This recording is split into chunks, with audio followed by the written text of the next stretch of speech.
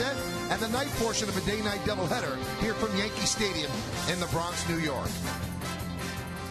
Hello, everybody, and welcome to Yankees Baseball, along with David Cohn and John Flaherty.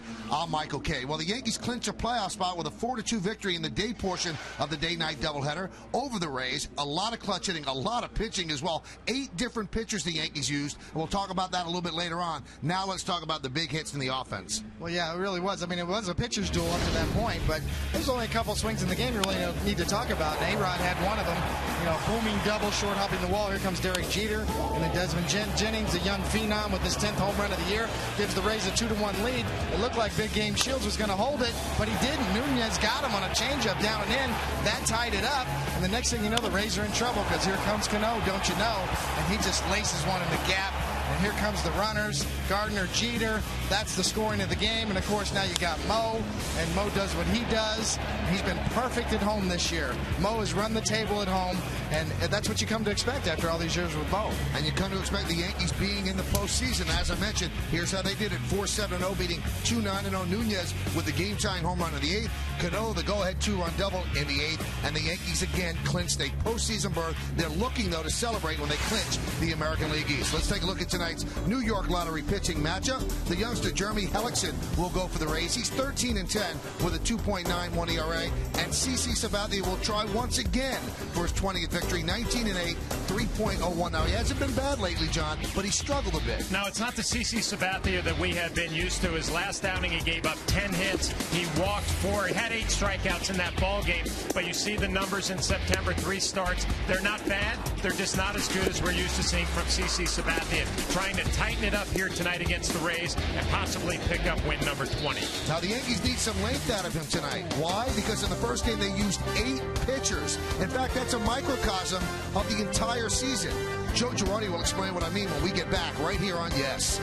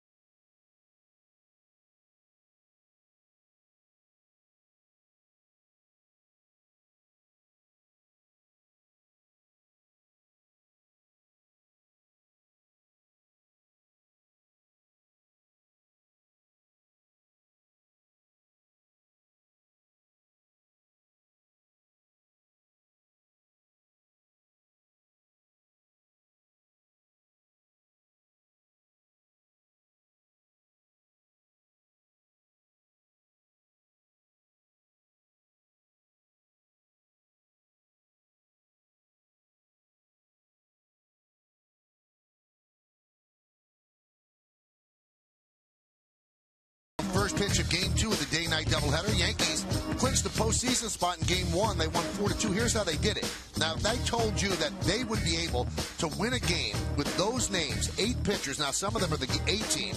Other ones, not so much. And it's kind of a microcosm of the entire season. And Joe Girardi, after the game, spoke about that very thing.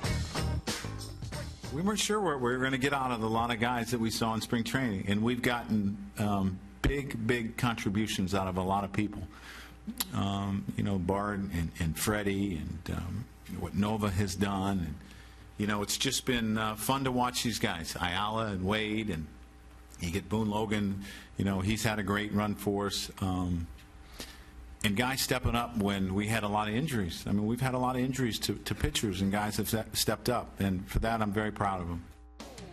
Now, one guy who wants to step up if CC Sabathia find his old form and also pick up his 20th win of the season for the 2nd straight year. Lineups, first pitch, baseball, next on Yes.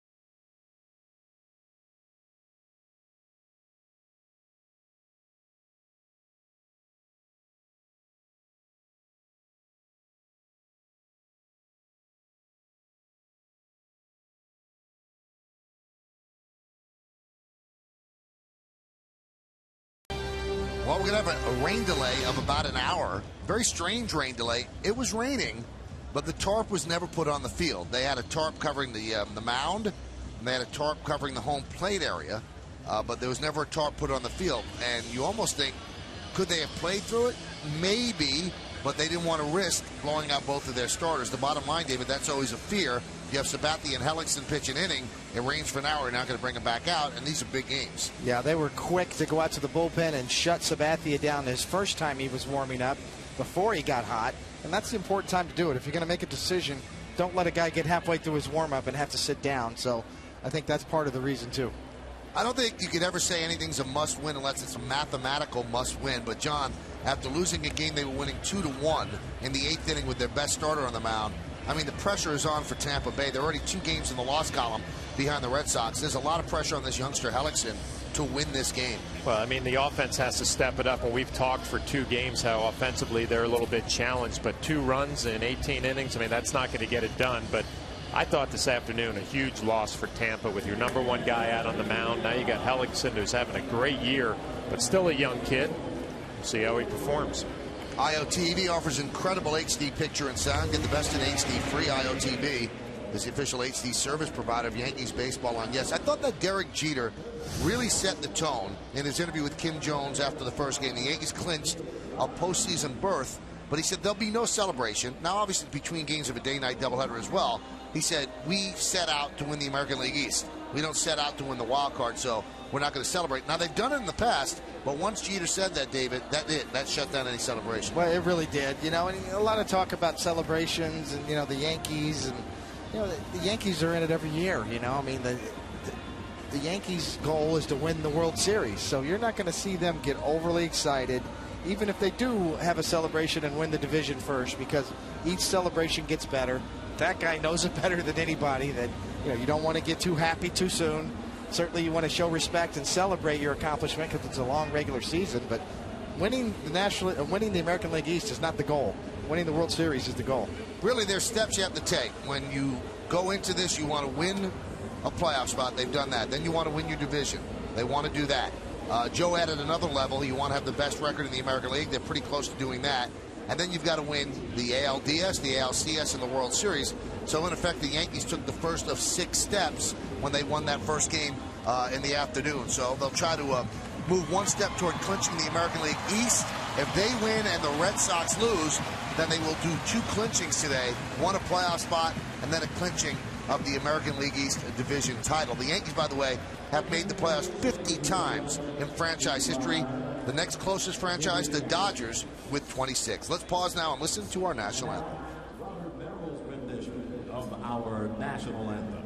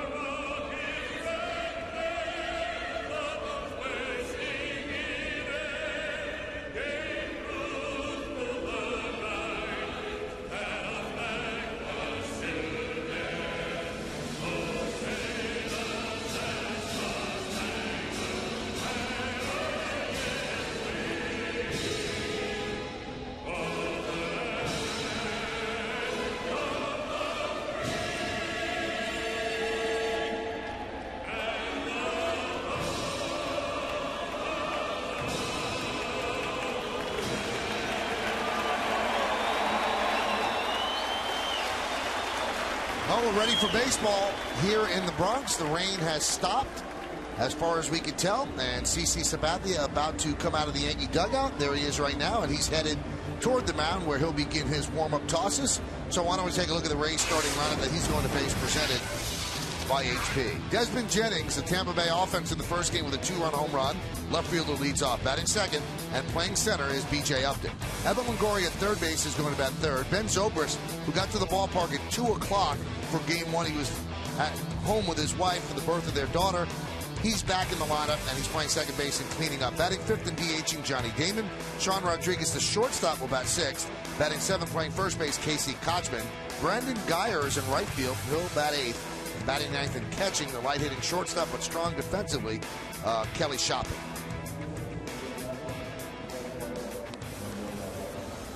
Get a look at Mr. Sabathia coming down on you right there, the big lefty on the season. This will be his 33rd start. Obviously looking for number 20, a 3.01 ERA, 59 walks and 224 strikeouts is very impressive. Take a look at the G Pitcher Scouting Report for Mr. Sabathia. 20/20 vision, that's pretty obvious. He's going to go back-to-back 20-win seasons for the Yankees if he gets this win. Just to give you a little perspective, Tommy John was the last guy to do that in 1979 and 80. Tommy John went 21-9 in 79, 22-9 in 80. And home cooking, 50 career starts at this new Yankee Stadium. Sabathia's 29-8 with a 3.00 ERA. And of course, the Roberto Clemente nominee from the Yankees this year. What a great honor, very deserved by CC Sabathia. He is wonderful in the community. He is a true leader of this team, and the Yankees, in my opinion, are lucky to have him. Well, they'd love him to pick up a win tonight, and he'd love it as well. To get that 20th win, comes in at 19-8, as David detailed. He has not been as sharp as he was earlier in the season of late, and we'll see if he can tighten it up just a bit as he heads into the playoffs, because the Yankees are going to ride their playoff hopes on his broad shoulders. If he does well, they certainly have a chance he could match up against anybody's number one. Desmond Jennings is ready. CeCe's ready. And let's do it here in the Bronx. The first pitch is high, and we are underway in game two. CeCe, over his last couple of starts, has walked 4 in each of his last 2 starts. That's a high number for him. Popped up and out of play. You know what, guys, he'd like to tighten it up. This might be his last start where it's a regular start where you go 7 or 8 innings. You know, his next start, the Yankees win the AL East. It might be abbreviated to give him a little rest. Speaking of rest, Jorge Posada played first base. Derek Jeter shortstop in game 1. Spectators tonight. Not too many players have had the luck and also the skill to be in the big leagues and only miss the playoffs once in their big league career. And Derek and Jorge and Mariano, the only time they ever missed the playoffs was in 2008. So that's all they know. Actually thinking there probably aren't too many nights where they've been on the bench at the same time too, right? In their career, Derek used to playing every day. The 2-2. Grounded foul. Just to give you that note before the anthem that I gave you, and I think it speaks volumes about the history and the legacy of this Yankee franchise. They clinched their 50th playoff appearance. The next closest team, the Dodgers, with 26. Check swing, did he go? Yes, he did. Desmond Jennings down on strikes.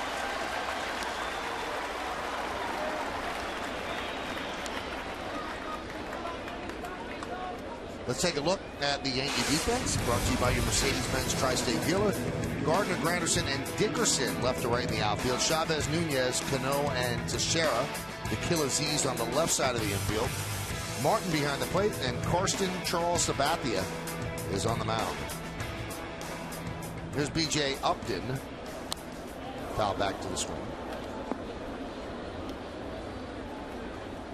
Guys, I was just looking out at the field. I got to go down to the umpire's room tomorrow before the game and apologize to Wally Bell.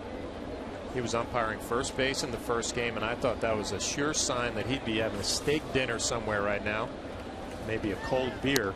He's out umping third. Are you really going to go down and apologize? No. You just did, you know. He'll get the memo. But it's kind of a strange rotation, right? He worked home plate the first game, then he went to first base today. Now he's at third. Swing and a miss. Yes. Roomy for a loop. Yeah, it's hard to figure anymore.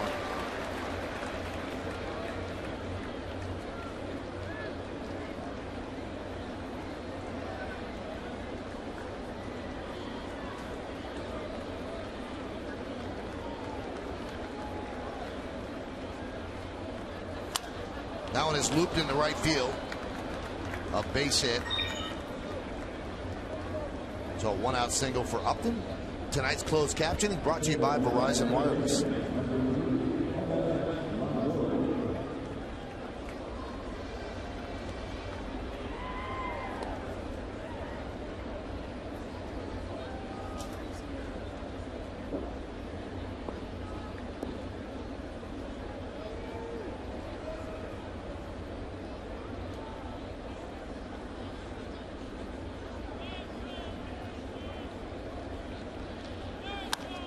Grounded to second. Let's see if they turn two. There's one, and there's two. So Longoria bangs into a 4-6-3 double play to end the first. No runs a hit, no errors, and nobody left on base. The Rays nothing. And the New York Yankees coming to bat against Jeremy Hellickson.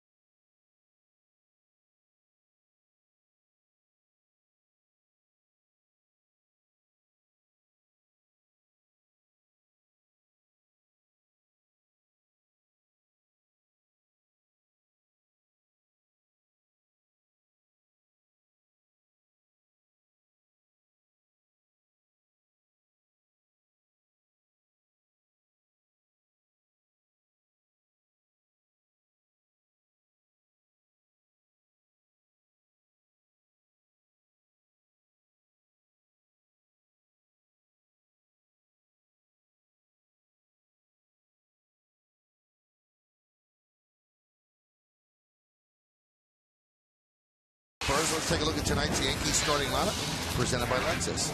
Brett Gardner's in left field. He'll lead off. Batting second and playing center is Curtis Granderson. Mark Teixeira at first base will hit third. Cleaning up, second baseman Robertson Cano.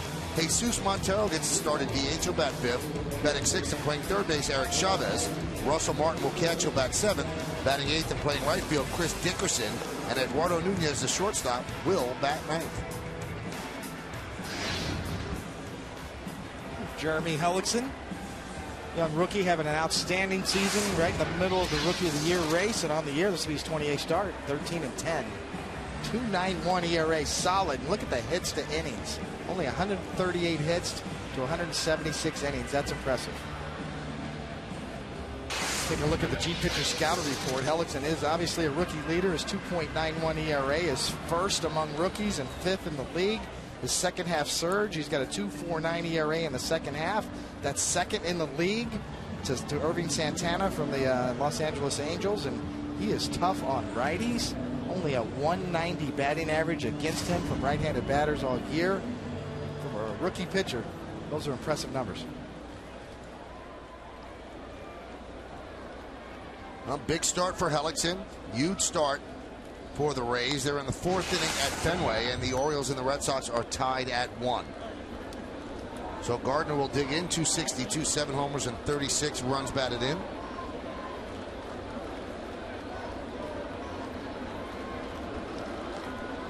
They're in at the corners for Gardner, guarding against the bunt. Gardner got a big hit in the 8th inning in the first game after the home run by Nunez. Pinch hitter Eric Chavez struck out, but then Gardner singled to left, stole second. Jeter then walked. That knocked out Shields. They brought in J.P. Howell, and Robinson Cano doubled in the third and fourth runs. There's a strike.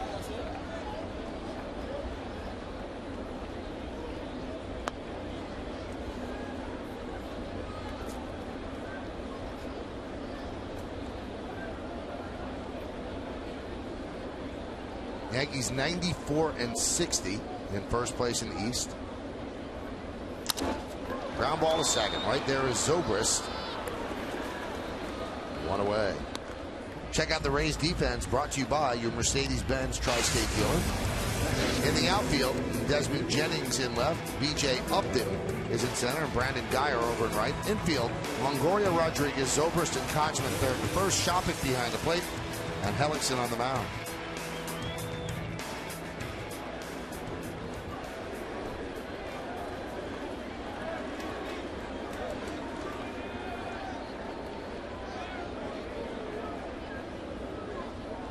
Here is Granderson.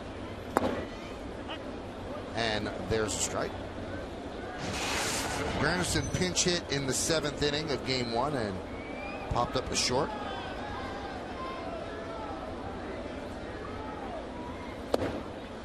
Count 1-1. Let's look at the game time weather presented by Bigelow Tea. 62-minute rain delay at the start. Right now it's 70 degrees, high humidity, 8 miles per hour, cloudy, and possible showers late. So we've got that going for us, which is nice.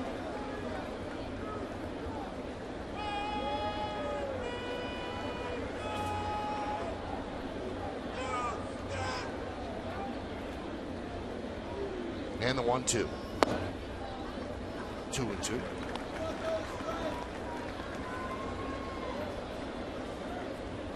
Well, people talk about Hellickson. They're always talking about his changeup and above average pitch. Curtis Granderson has already seen one, but velocity impressing me a little bit, 93 miles an hour. Swing and a miss. Granderson strikes out.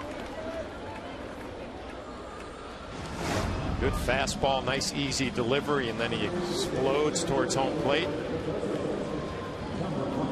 Or seam grip. Hellickson is known for pitching off of his changeup, really. On the year, just a little over 50% fastballs. A lot of changeups. Almost 35% changeups on the year to date. And a curveball as well. It surprised me, David, when you were mentioning the numbers with the right-handed batters against. Usually you think of a big curveball slider guy from the right side, but his best pitch is his changeup. There's a strike.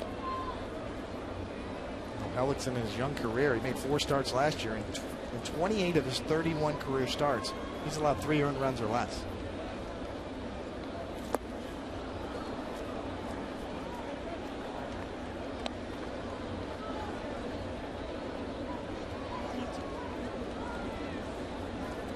Fifth in ERA in the American League.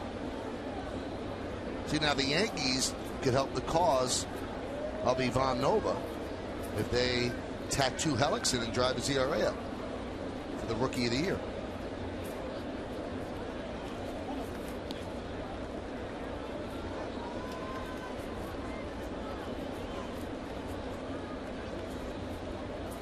Shift is on for Teixeira. Second baseman Zobrist in short right field.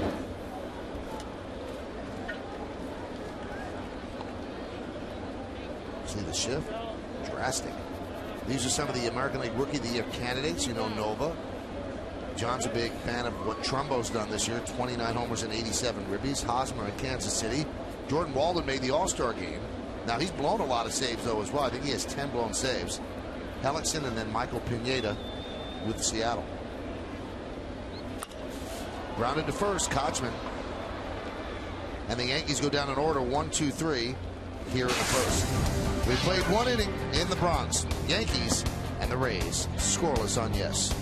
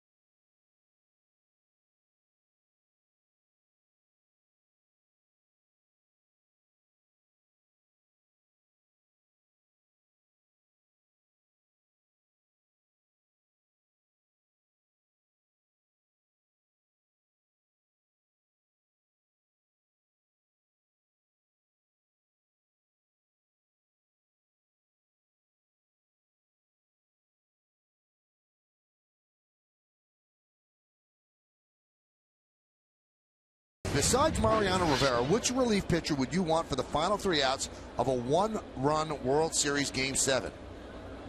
Pretty good group there. Eckersley, Gossage, Fingers, Hoffman, Lyle, Suter. Text your vote to 58772. Standard text messaging rates apply.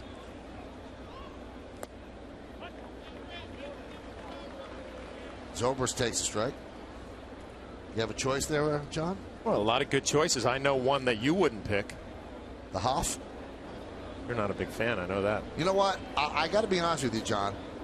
Because you talked to me and you said how good he was and you caught him. And I looked at his numbers are extraordinary. And the only thing that would take me off of him for that big game, if you look at his history in big games, he hasn't been great. Right. But he really had a phenomenal career and did it for a very long time. Who would you go with, Dave? Well, you know, I kind of view Raleigh Fingers and Goose Gossage in the same category. If you want to bring in a reliever in the 6th or 7th inning and have him close out the game, I'd probably pick them. If I wanted just 1 inning to get 3 outs, I'd probably go with Bruce Sutter in that splitter. Eckersley's not too bad either. Not too bad for either. those 3 outs.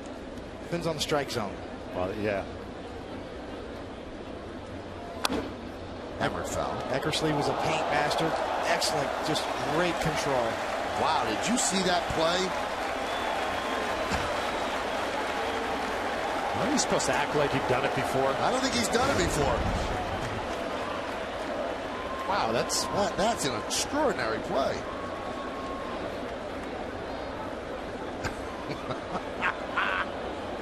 Good job. Not really thinking about the people in front of him, huh? I think he's trying to save them. I don't think that was on his mind at all. Gets a point for the Garrett jersey, too. T-shirt.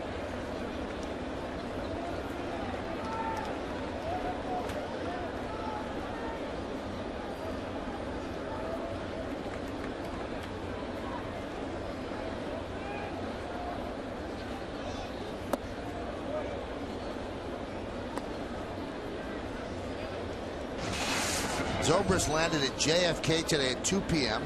This is from a St. Pete Times, and he considered an earlier flight to New York City today, but stayed with his newborn daughter for an undisclosed medical procedure.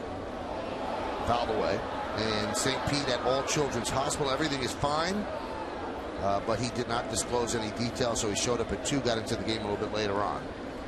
Congratulations on the birth of Cruz Allegra.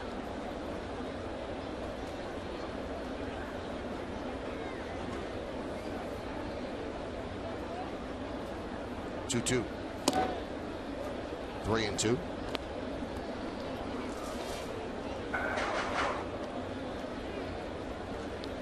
Boston now leads 3-1 over the Orioles, bottom of the 4th.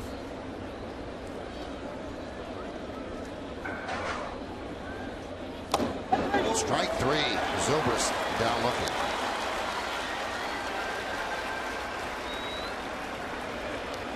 Even with CC's last couple of starts, walking 4, he did strike out 8 his last time out against the Blue Jays. Nice job of locating a fastball right on the outside corner.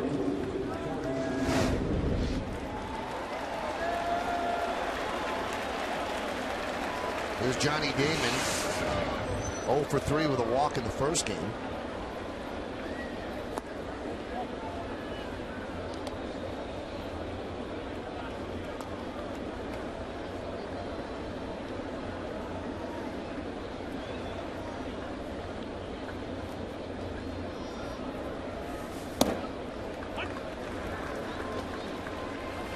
Really good slider right there from CC. And sometimes, David, when he gets out of whack, he kind of falls off the mound a little bit and that arm drags. Notice the slider's last couple of starts been kind of flat, not really, doesn't have that sharp bite. Yeah, that's a great point, because usually when you see a pitcher start to fall off, especially for a lefty towards the third base side, then you're dragging your arm. You're a little late, kind of like a hitter dragging the bat through the zone. That'll cause you to pull and tug across it instead of getting the delivery, or sort of like an archer, straight to the target.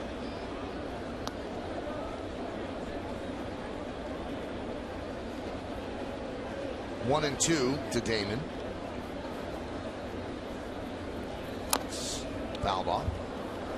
A couple of good sliders this at bat. Nice job by Johnny Damon spoiling that one.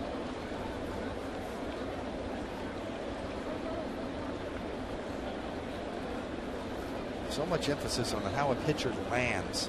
Everybody talks about mechanics, but your transition really comes right about there when you land. Broken bat, ground ball, and through the legs of Cano. How rare is that? So an E4 on Robinson Cano, allowing Damon to reach. Well, you just don't see it. Robinson Cano makes the hard plays look easy, and he just pulls up a little bit too soon. Routine ground ball right through his legs.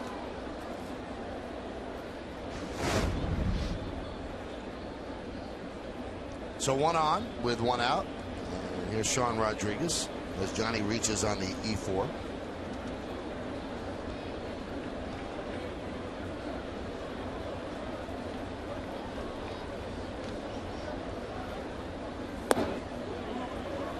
Now, you know, sometimes you hear rumors that there are certain people that go to a ball game and they just have a magnet in them to catch baseballs. Now, the guy who caught that ball, after closer observation, that's Christian Lopez's father.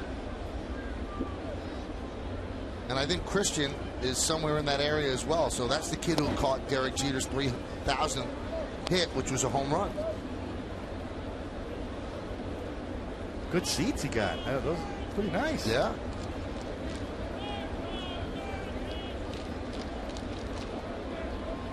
Now, the father didn't catch Jeter's home run ball, it was the son. And then the father covered him up. Well, he's not getting anything for that ball. No. No. He could keep that one. But what There's a play, Christian. Though. What a play.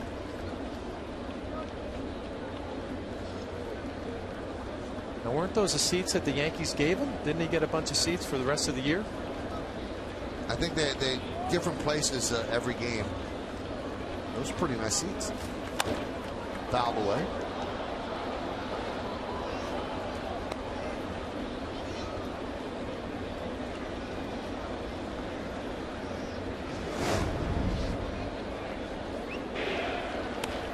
This is July.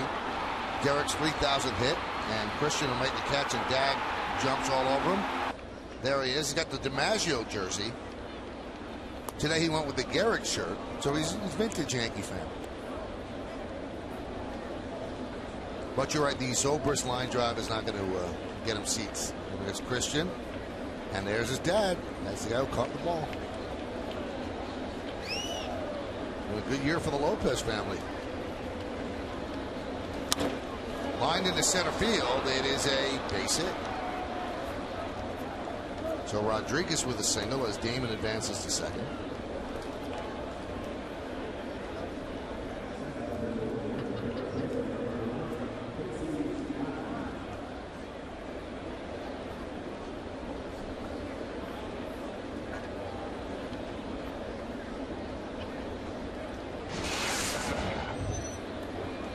There's Casey Kochman.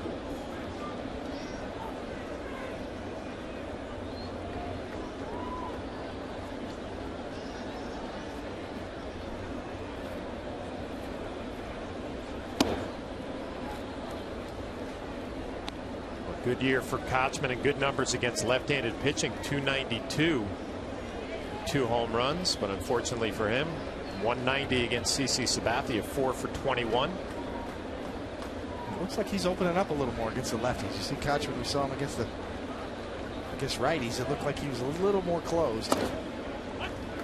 Drops a breaking ball in there for a strike.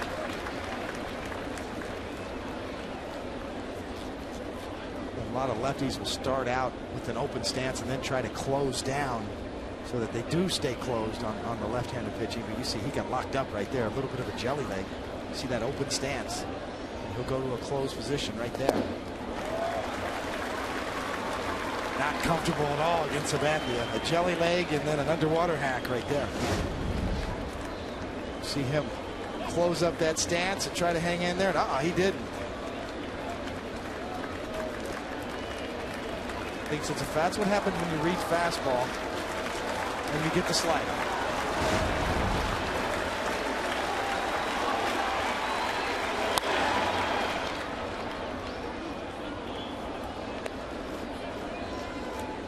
Well, take the Yankees with you when you travel out of the Yankees' home territory. Subscribe to MLB.tv today to see Yankees games live or on demand on your computer and your favorite devices. Visit Yankees.com to order. Get more details. MLB.tv, baseball everywhere.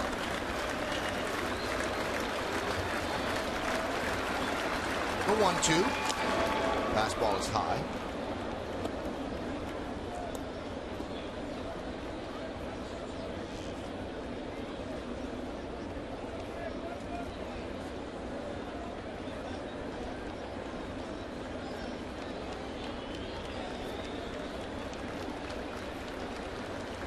The 2-2.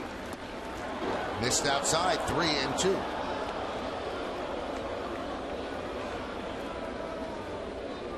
Fastball did not miss by much, and as bad as Kochman has looked on the slider, CC going back-to-back fastballs. This one away off the plate.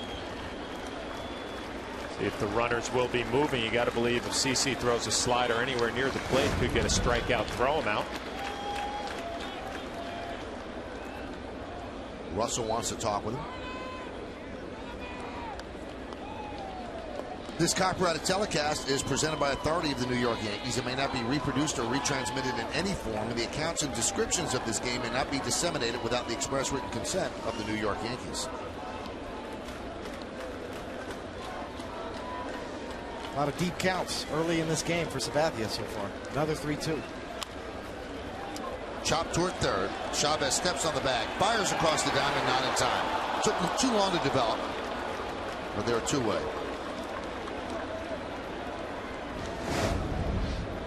The runners were not moving. Kochman just slaps one the other way, and you're right, Michael, when he had to lay back there a little bit, and then the throw across does not have a lot on it.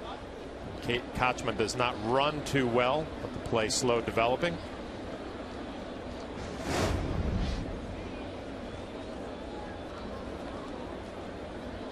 So still first and second, but now with 2 outs, and here is Brendan Guyer.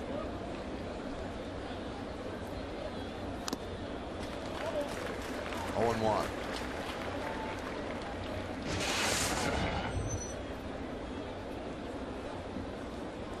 No score. Second inning. 62-minute rain delay at the start.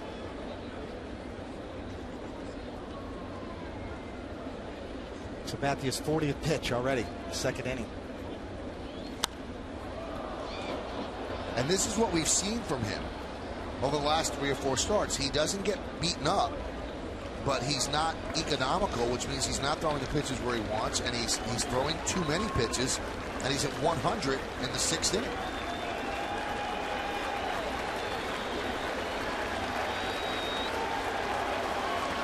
Because the velocity is there, but is the command. The 0-2. It was then. Breaking ball, and Guyer tried to hold up. He could not. No runs are hit. 1 error and 2 men left. We go to the bottom of the second. There's no score right here on Yes.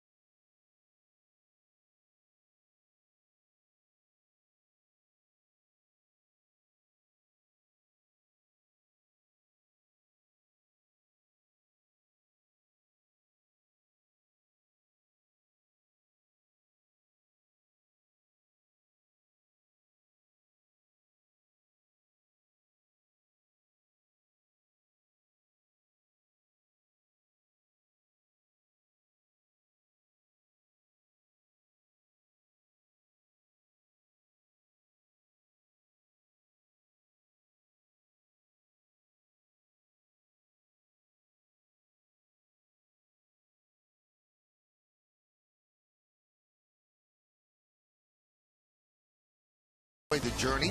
One more game tomorrow night, a makeup game of a previous rainout with the Tampa Bay Rays, and then 3 games against the Red Sox ends the regular season here at the stadium Friday night, Saturday at 4:10, Sunday at 1:05. Then the Yankees on to St. Pete for 3 games against the Rays, all night games, and then the playoffs start. ALDS game 1 and 2. We don't know where it's going to be or who it's going to be against, but they start on Friday and Saturday. So there you have it.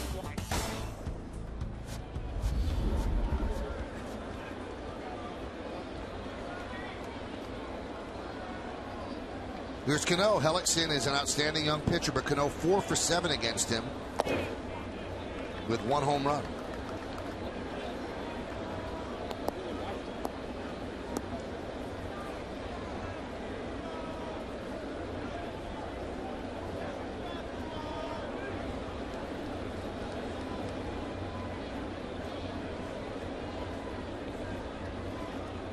Yankees went down in order in the first inning. And the count 2-0.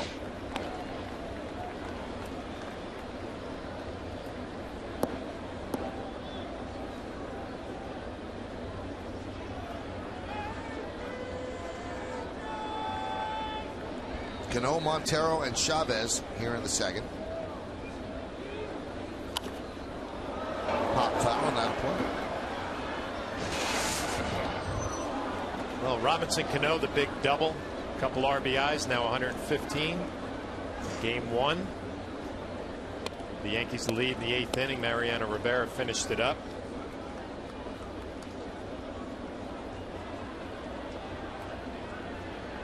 Joe Girardi was asked after the first game, who's your MVP, Cano or Granderson? He said, well, that's a trick question. He said, I'm not going to say. He said, I think they're both great. He said, maybe they could split the vote. Cano takes a step closer, deep to right. See ya! A home run for Cano, and the Yankees take a 1-0 lead.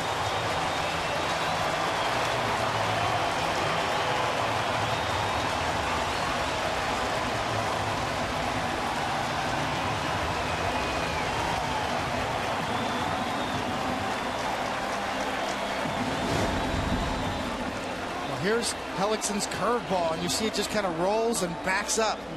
Takes a seat. Robertson Cano finds the seat. See the Coors Light blast out in front of home plate. Full extension, then comes the rollover of the wrist. Cold hard blast indeed. We'll see Cano kind of glide as he recognized that curveball just to keep his hands back. That's a difference there, David. A little hesitation in his swing where he reacts to a curveball, but able to keep the hands and the weight back, and then everything fires through. Most mortal hitters will be out on their front foot and hit a nice fly ball to right field, but have nothing behind it.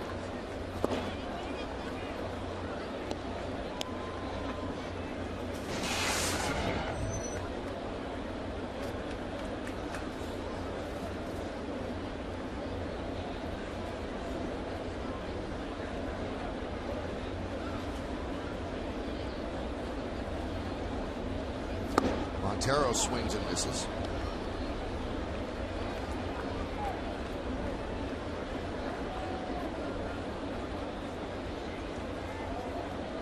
Interesting start for Montero against a tough young right-hander. They're still learning about Jesus. Hitting .286, 3 home runs, and 6 runs batted in. And Montero swings and misses. Well, part of the adjustments. Hellickson has a great changeup. He threw Montero 3 in a row. You don't see a lot of right-handed pitchers throw the right-handed hitter changeups, especially 3 in a row. Montero looked fooled. See the changeup grip, the fingers, and the location down and away, and then hitters will walk the dog.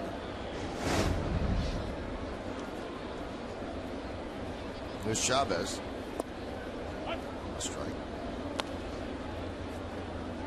If you're a Tampa Bay pitcher and you give up a home run like that, it's like another pitcher giving up maybe 3 or 4 runs, because runs are at a premium with that team.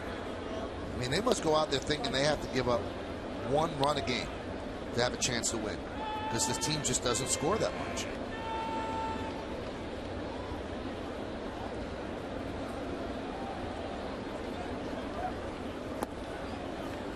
count 2-1.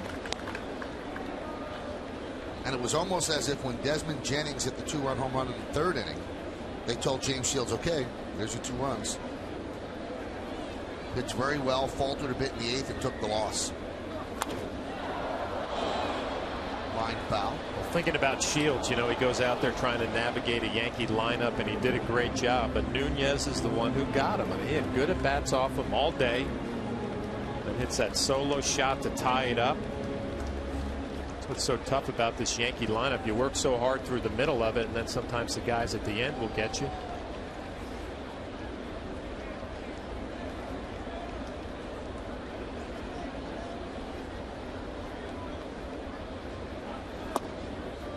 Count 3-2.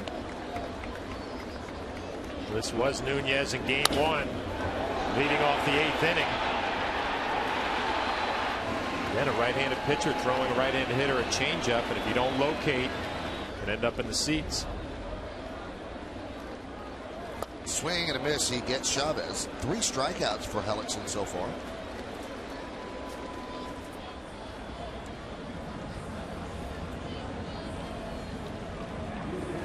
When you have that good of a changeup, that 91 miles an hour on the fastball can be pretty quick. Almost like he pitches backwards sometimes. So start hitters off with the soft stuff, finish with the hard stuff.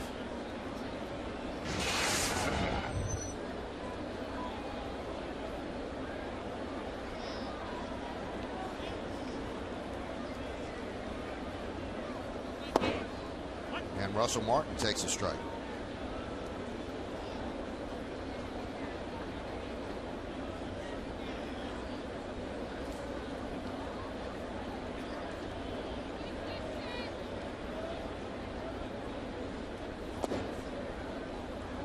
Martin did not start the first game, came in the final inning and caught Mariano Rivera's 1-2-3 ninth.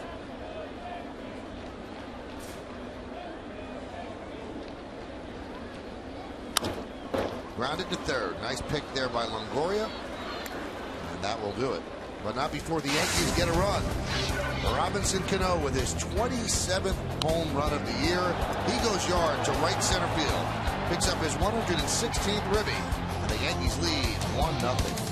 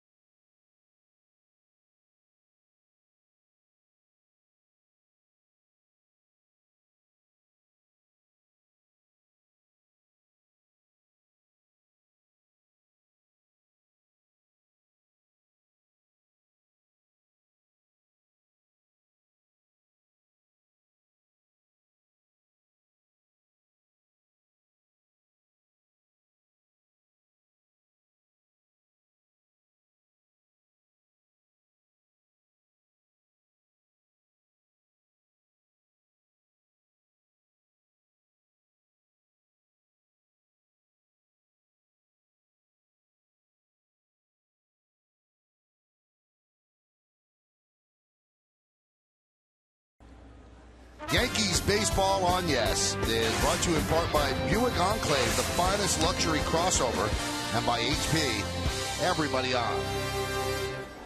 Great shot of the greatest city in the world.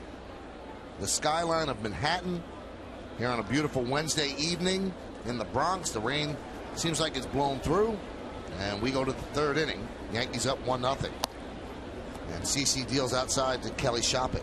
Lincoln scoreboard 1-1-1 for the Yankees, 0-2-0 for Tampa Bay. CC looking for his 20th win of the year. It would be 2 years in a row for him.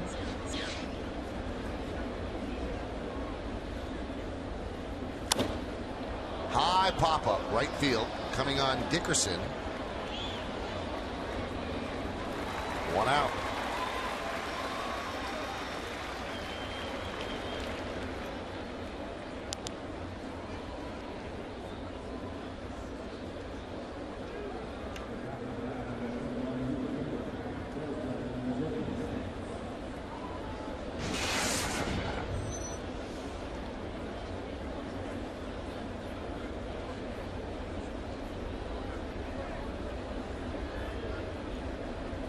Pitch to Jennings is way outside. 4-2, Boston over Baltimore, top of the 6th.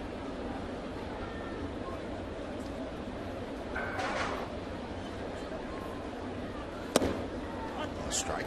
Well, they got to be happy with what they're seeing from Beckett, it looks like. Last start out was pretty good. 2 runs, 6 innings so far, so that ankle looks like it's healthy.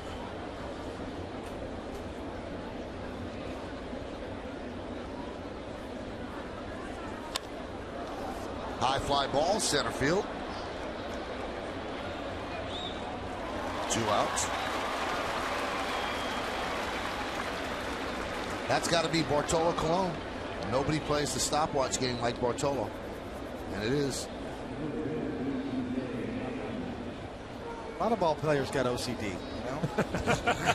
I see that a lot.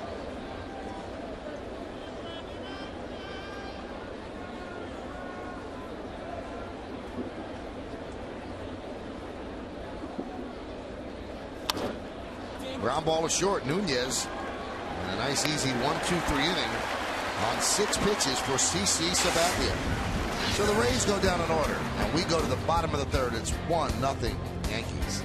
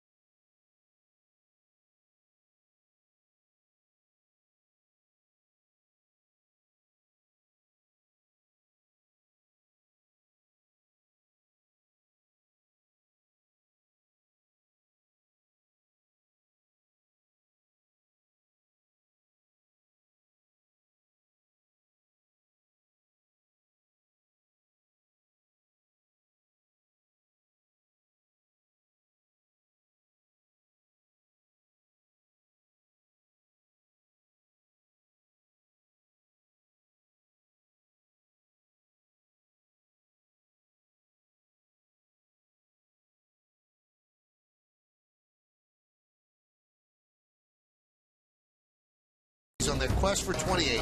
Our playoff coverage starts next Thursday, the 29th, with our Yankees postseason preview special.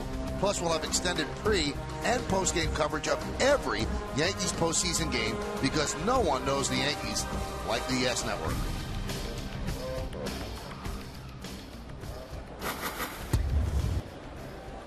So we're on top of it as we go to the bottom of the third inning. It's 1-0 Yankees on the Lincoln scoreboard.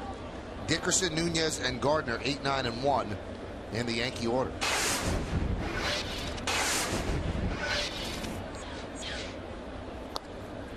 And a strike to Dickerson. Easy 1-2-3 inning for CeCe.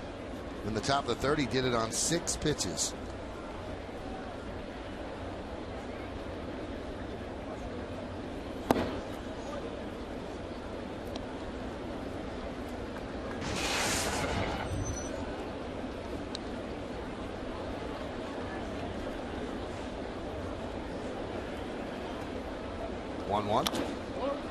Grounded foul. In case you're a National League fan, the Bravos are coughing it up again. Marlins up 3-0. There's another little collapse, semi-collapse going on over there too as well. That race is tightened up in that wild card situation. And St. Louis leads the Mets 3-0.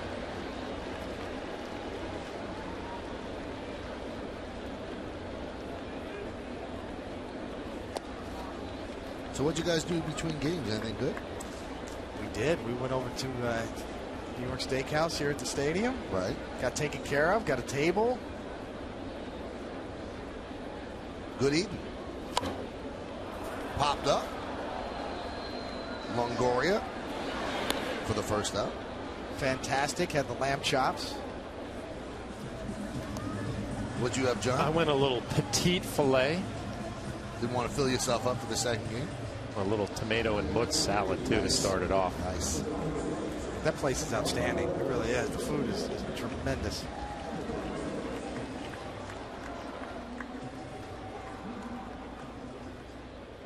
What'd you do, Michael? Oh, I did my radio show. Good show, good hour? It was a good hour and 15 minutes, yeah. It's your own version of meat and potatoes. Cano 0-1.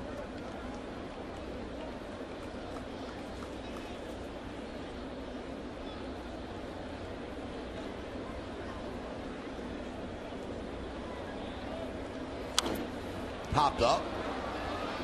Kochman gives it a look, but it makes the seats.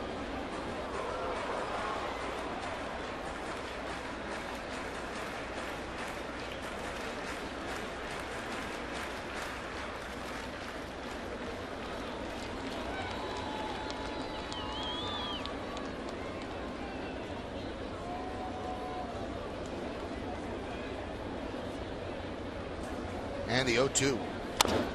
Chop towards second. Zobrist. 2-away.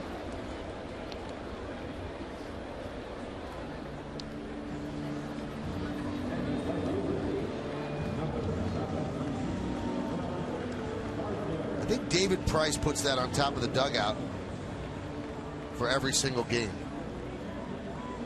Has become sort of a good luck charm. Didn't work in game 1.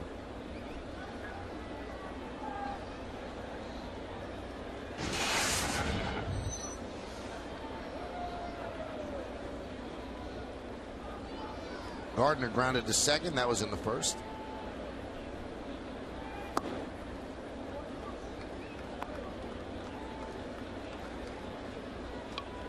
Either of you guys have a good luck charm during your playing career?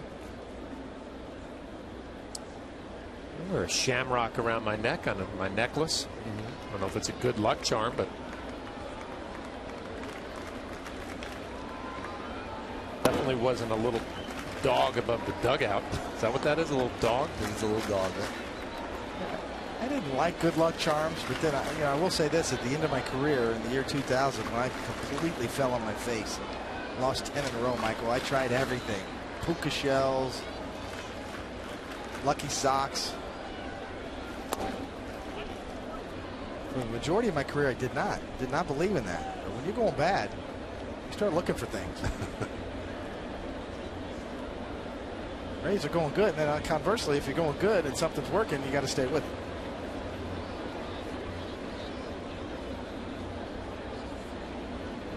Jim Leyland's Tigers won 12 games in a row, and Leyland admitted that he went 12 straight days without changing his underwear. That doesn't mean he wore the same pair and washed it every night.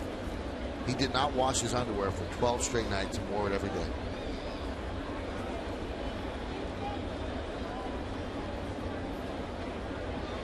Two-two. Grounded softly to short, saving both John and David from having to comment on that. As the Yankees go down in order, 1-2-3. We go to the fourth. Yankees lead the Rays 1-0.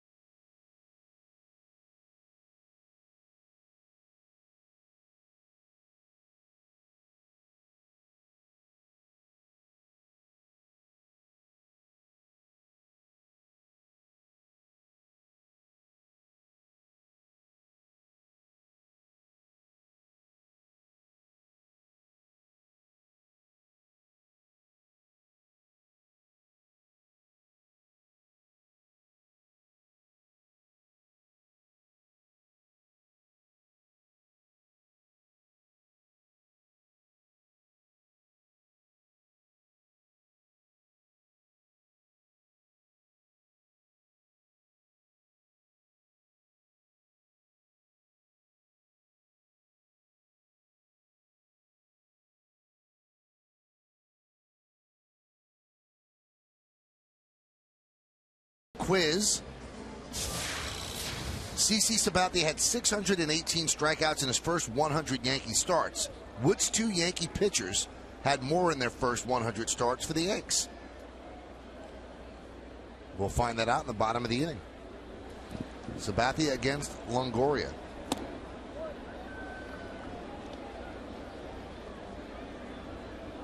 This date in 2008, the Yankees played their final game at the old Yankee Stadium against the Baltimore Orioles. And during this run of postseason dominance, that was the only year the Yankees did not make the postseason. Every year starting in '95, and if there wasn't a strike, they probably would have made it in '94 as well. So it's been a great run for the Yankees. A franchise that has had dynastic tendencies throughout its existence is probably its best run ever.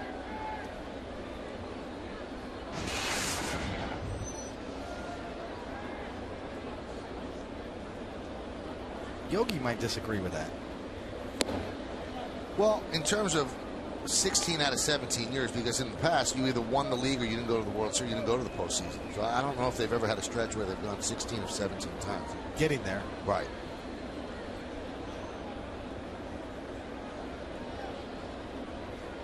The 3-1 and a walk to Longoria.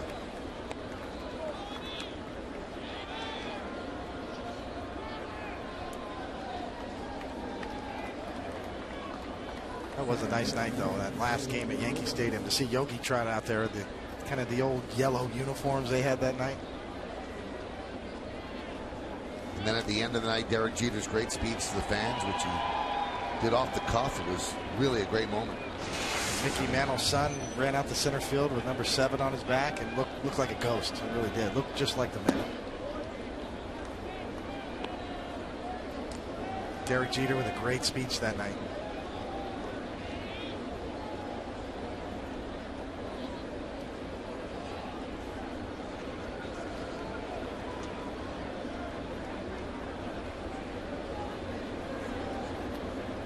The 1-0. 2-0. And David, this is what I was talking about a little bit with Sabathia when he falls a little bit to that third base dugout and then the fastballs end up and away. Walk to Longoria, we saw a few fastballs. Now Zobrist, the same thing. It's not 100% locked in lately. Count 2-1. Time of year, you really check your stride. You look at the land angle here. That's what Flash is talking about, how you land. Just a little more fall off than we're used to seeing from Sabathia at times, not all the time, just occasionally. 2-2. Right through the mitt on that particular pitch. You can see that. I know when I got a little fatigued late in the year, I really paid attention to my stride and where I was landing in terms of my alignment. It's easy to drift open a little bit this time of year. You get a little fatigued, your legs maybe a little fatigued. You really got to check your alignment. Swing and a miss. Zobrist down on strikes. As soon as I mentioned it, he threw 3 fastballs and just right through the strike zone. Yeah, up at the zone, right through. Zobrist clearly beat. Sabathia stays through at that time, even though you see at the end there's a little bit of a fall off. We've seen great pitchers fall off throughout the history of the game. Bob Gibson comes to mind. Sabathia, an excellent delivery, really hides the ball well when he takes it out of his glove.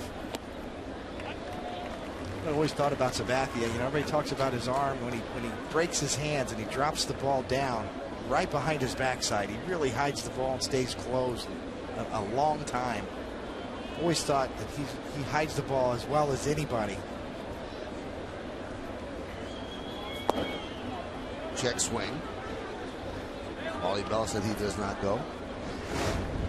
See Sabathia, this is what you're seeing. You don't see the ball. It's right behind him. Now it comes. A little bit of a hesitation there and hiding of the ball, and then zoom, here it comes. Popped up. Cano is there. Makes the play.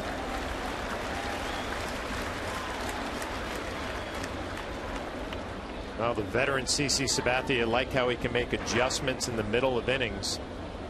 See the pitch count, a rough second inning with 30 pitches, made up for it in the third with 6. Walks Longoria, comes right back with a strikeout and easy pop-up. While you guys were breaking down Sabathia, doing some research on postseason history for the Yankees, 1947 to 64, they went to 15 World Series in 18 seasons, and they won 10 of them. So it's not 16 out of 17 in the postseason, but this is certainly different now because of wild cards and things like that, divisions. So that's a much better run.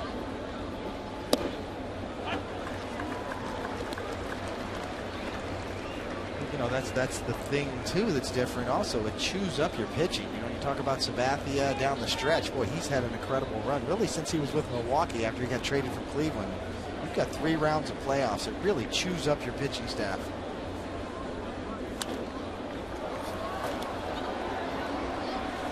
Back in the day, what you were saying, Michael, you go right to the World Series. You know, you win the pennant, you got one 7 game or whatever series it was. You go right to the big dance.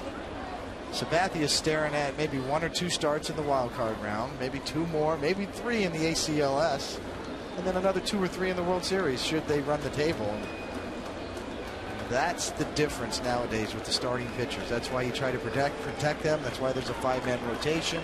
That's why you give them a little extra rest, because that is a grueling schedule for any starting pitcher in postseason nowadays as compared to back in the day. So I guess we could say with, you know, pretty decent certitude that easier to make the playoffs now, harder to win the World Series. Very much so. There's all sorts of booby traps out there, and much higher degree of difficulty for starting pitchers, or any pitchers for that matter, with the format of postseason play today in today's game.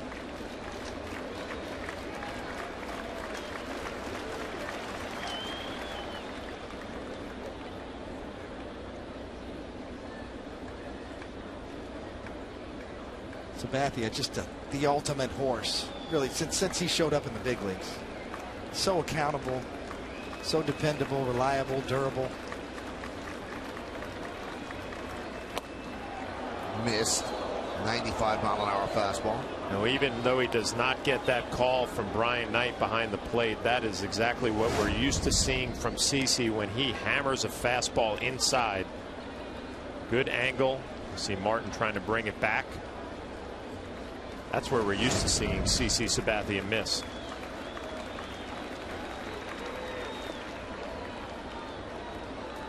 Count 3-2.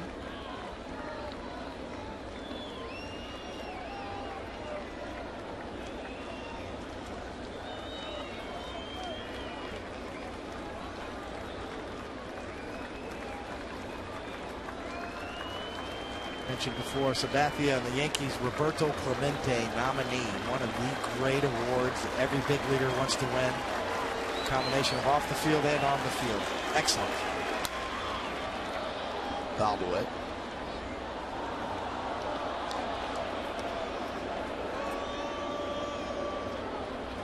Time you win an award with Roberto Clemente's name on it, that's saying a lot.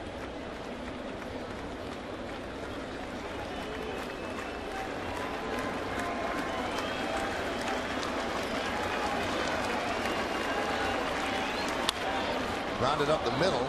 Nunez. That'll do it. Leadoff walk does not hurt. The Rays strand one. We go to the bottom of the fourth. It's 1-0 Yankees.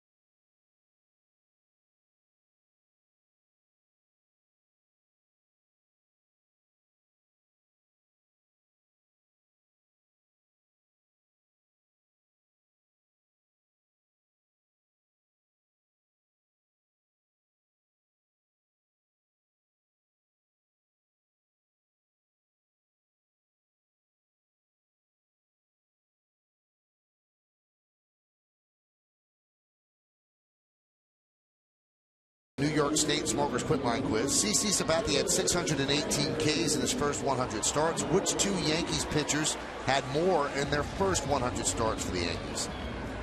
And the answer is, I knew it had to be Coney. David Cone and Ron Guidry. Read it and weep. 4 ice right here, 4 ice.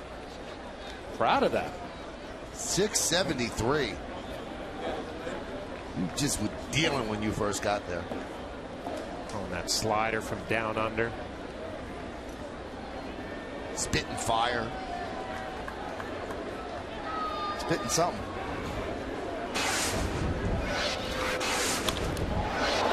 Line in the right center field. It is a base hit. It goes to the wall as Granderson picks up another extra base hit.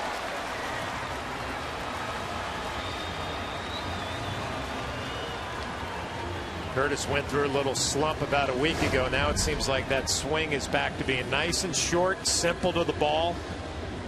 Driving it to the gap in right center with his speed. Easy double. Nice short to the ball, then extending out towards the field.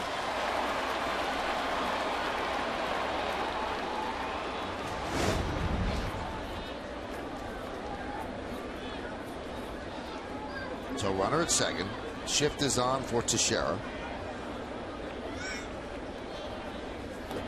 And that one gets away from Shopping, and it bounces into the dugout.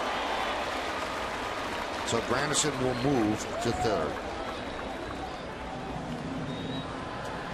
Well, we get spoiled here watching Russell Martin every day, and it's a curveball. It's kind of that in-between hop for Shopping, and he lets him eats him up. You watch the angle of his chest kind of straight up. You want to have that angle more towards home plate to deaden the baseball. He doesn't do it, and it ricochets towards the Rays dugout. They play the infield back. They'll give up this run. Count 2-0. With their difficulty in scoring, a little surprising that they're not looking to cut off the run, but trying to avoid a big inning as well.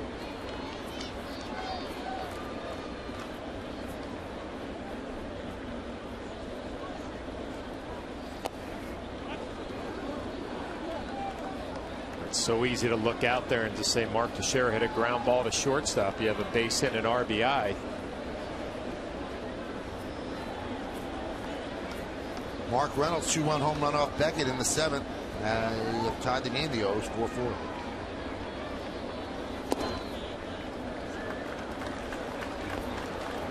Count 3-1. A nice ground ball. Block it off this way. Base hit and RBI. A lot easier said than done.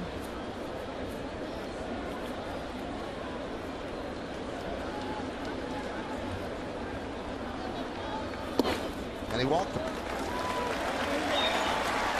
So now first and third, nobody out for Cano. Joe Madden wants to talk with Jeremy Hellickson.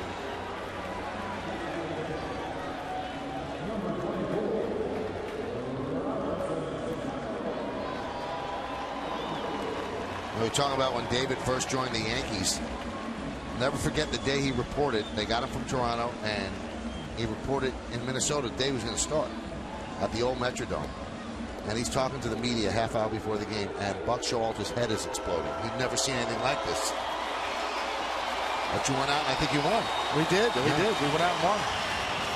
Mike Stanley was my catcher.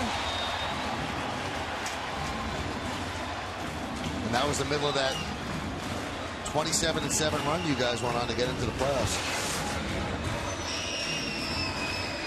Got Donnie Baseball in the playoffs that year, Flash. What an incredible experience that was. To see the Yankees in the playoffs for the first time in 18 years. And the first time in Donnie Mattingly's career. The ovations he got during that first playoff game. An experience I'll never forget. The old Yankee Stadium upper deck was shaking just when he was running wind sprints before the game. They're going to intentionally walk Cano here to load the bases. We talked about this the other day. You know, there's a base open. It's not first, it's second. And they'll take their chances with Montero.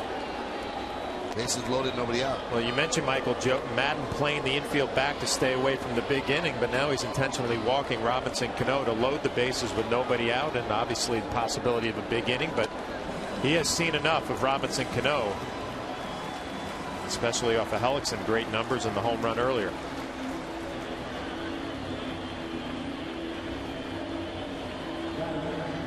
I like the fact, Coney, that you knew who your catcher was that day your first start as a Yankee. See that, Michael? Giving something back, the pitcher-catcher relationship. Beautiful. Brings a tear to your eye, doesn't it? It does. So Cano is on first, Teixeira is on second, and Granderson over third. Bases loaded. Yankees have a chance to give CeCe more of a cushion.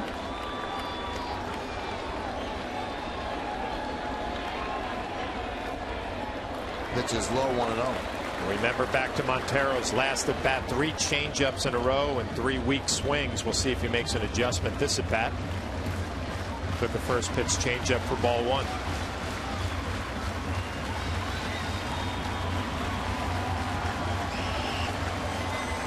Just natural to think that that's Hellickson's best pitch, and Montero's strength driving the ball the other way with power. Really let that ball get deep and try to hit it the other way.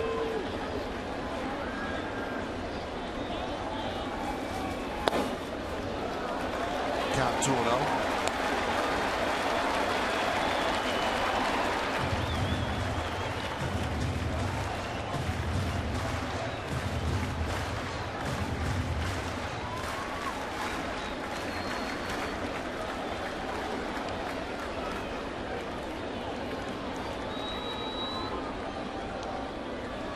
The 2-0.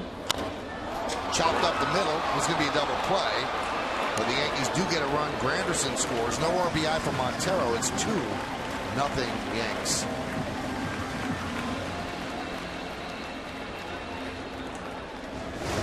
The Rays are clapping in the clubhouse and on the bench because they'll gladly trade 1 run for 2 outs in this situation.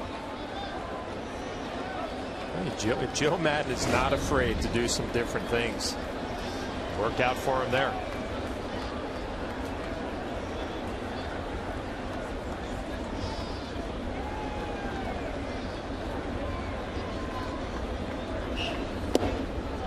Missed outside.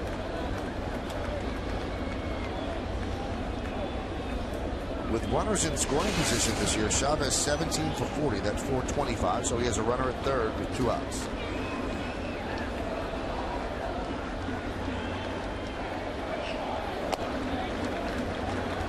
Count 2-0. And of course, the Rays are very aware that the Orioles have tied up the Red Sox. It's up on the scoreboard, top of the 7th inning. Can't miss it.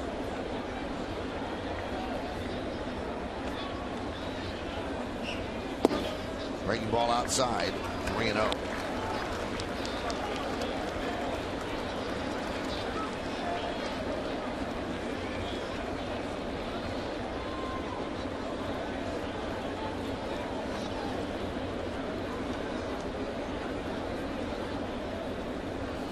And he walked them on 4. So the 3rd walk this inning, one of them intentional by Hellickson. That one might as well have been intentional too. 3-0 up and away, 78 mile an hour changeup. Take his chances with Russell Martin, the right-handed swinger.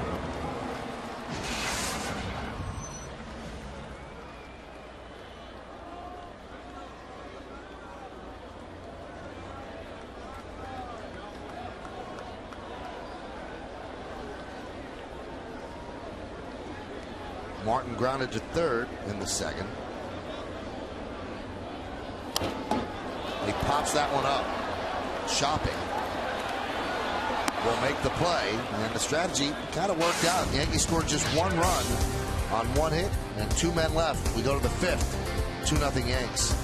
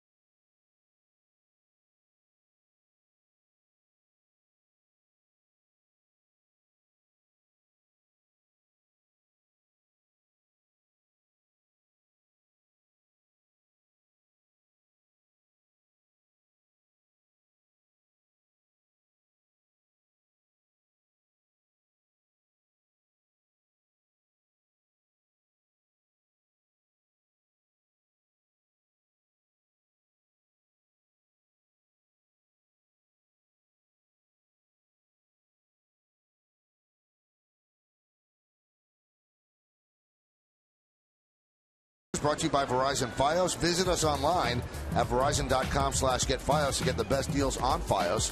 Jeff Neiman will get the start for the Rays, 11-7, 3.95.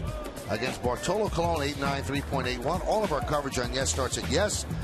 Starts at 6 with the batting practice show. 6:30 is the pregame. And 7:07 first pitch. Bartolo is getting ready. Kochman takes low, 1-0. I don't know if there's a player on the Yankees, as you see the Kia scoreboard, 2-0 Yanks lead, that has had more fun this season than Bartolo Colon. There's a base hit through the right side for a single. And by that I mean he's always smiling. I think that he's looking at this year as a gift. Didn't pitch last year, didn't know if he'd ever pitch again, and he's been here from day one and done a good job. Had a great spring and he's taking run with it.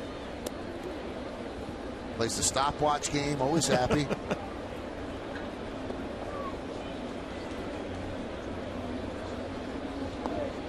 He's poised to go at it again, another round.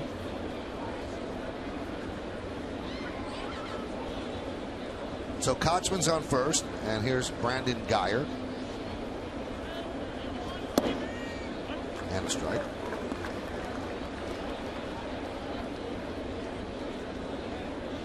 That is a great point about Bartolo, you know, and he is my pick to be in the rotation for the Yankees in the postseason. But you talk about, you know, coming back from the dead.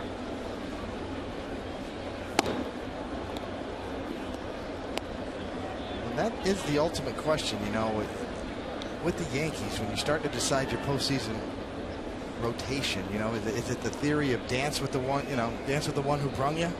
Bartolo Colon was as good as it got during the peak of his resurrection earlier this year.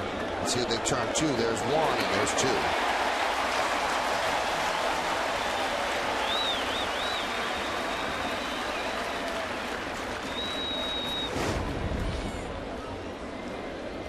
CC makes the pitch in on the hands. Nunez, the quick flip to Cano, and then the strong throw is the difference. Makes that double play look a lot easier than it actually is.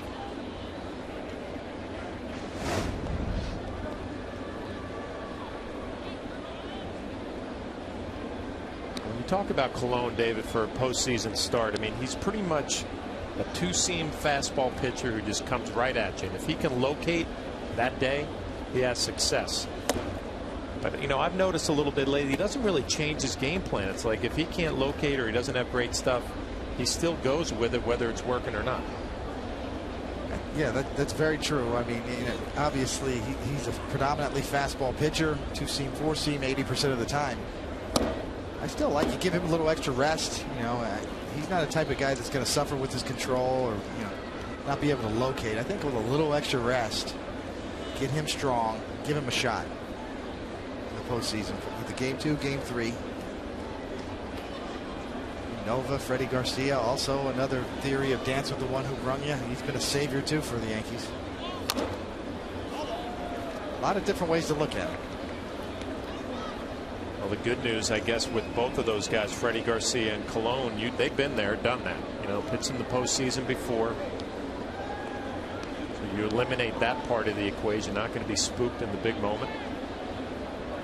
Those two guys right there really saved the Yankees rotation this year for the, you know, the lion's share of the starts.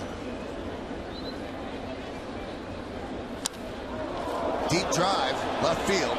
Gardner back. He's on the track. See ya. A home run for Kelly Shopick. And the Yankee lead is now 2-1.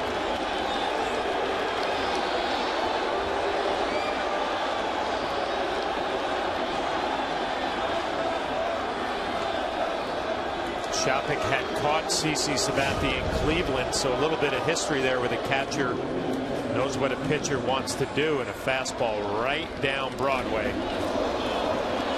Shopick, whose batting average not very impressive this year, but he has some pop, 9th on the year. Desmond Jennings swings and misses.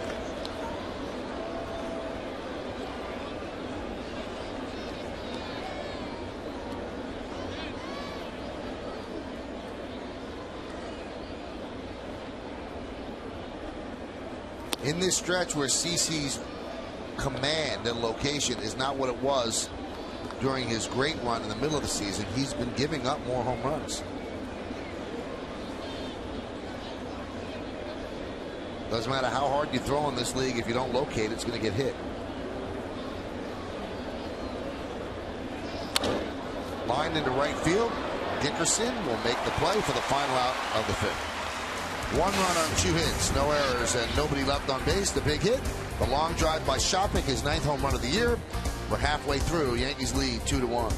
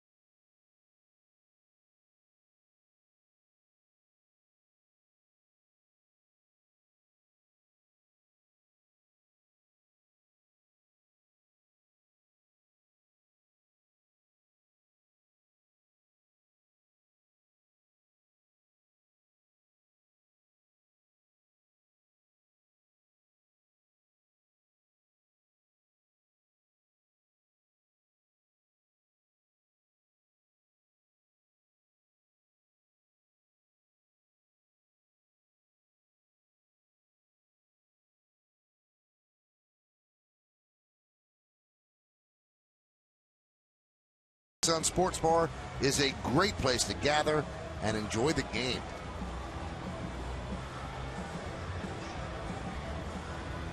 Well, we go to the bottom of the 5th inning. Jeremy Hellickson and the Rays are down 2-1. Shopik has 9 home runs, and 2 of them are against Sabathia. Kia scoreboard 2-2-1, leading 1-4-0. Now, we were talking about a possible playoff rotation for the Yankees. Brian Cashman met with reporters between games and talked about Phil Hughes. As Chris Dickerson leads off. High fly ball, right field. Geyer is there for the first out. And Cashman told reporters that there was an MRI on Hughes that indicated inflammation from an old injury, a herniated disc that he had back in 2004. Now, Brian said it usually heals on its own, but the Yankees decided to be proactive because of the time of the year. He had an epidural and is here at the stadium icing his back, and he's going to be sent home tonight to rest. Now, Cashman says Hughes will be out 2 to 3 days, but could be slotted in to pitch after Sunday. That's Monday through Wednesday in St. Pete. And there's a quote from Brian: he will be able to start or relieve for us, I believe, if that's what we want in postseason.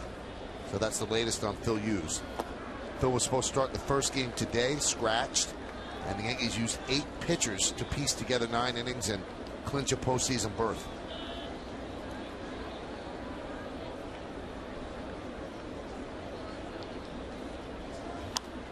Popped up. John Rodriguez makes the play.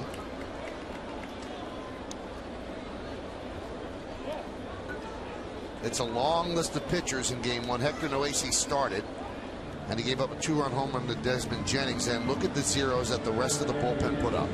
Valdez, Contos, Laffey, Wade, Logan, Ayala, and Rivera. Now, the official scorer could give the win to anybody, and he gave it to Ayala, who came in, faced 2 batters, and struck those batters out. So he thought that Ayala was the most effective, and he got the win. Rivera picked up the save. Here's Brett Gardner.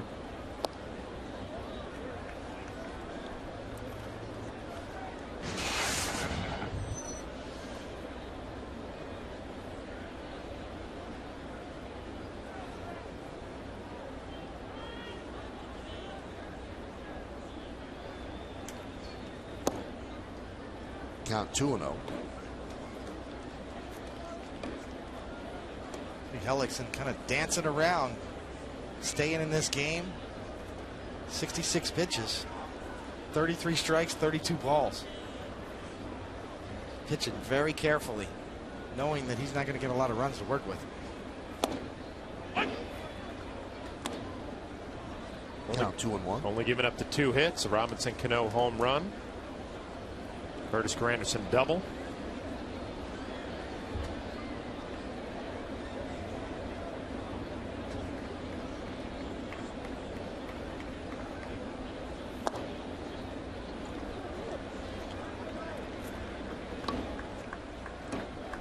Top of the 8th inning now in Boston. It's 4-4. Orioles and the Red Sox.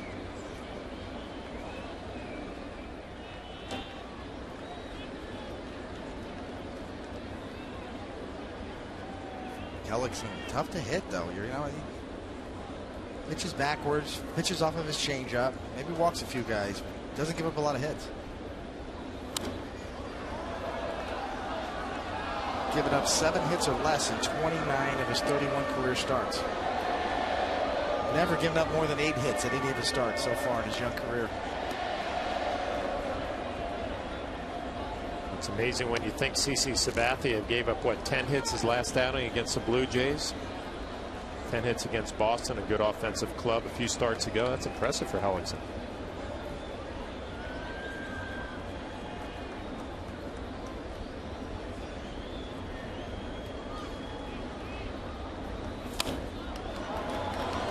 Long run for Jennings, and he came back. Nice play. Now, just to clarify why Ayala got the win, this wasn't a case. I misspoke about the official score deciding. Ayala got the final 2 outs in the top of the 8th inning when the Yankees still trailed. Then when the Yankees scored the 3 runs, he was in when they took the lead, so that's why he got the win. It wasn't an official score's decision. But when a starter goes less than 5 innings, the league goes back and forth, it is the official scorer's discretion.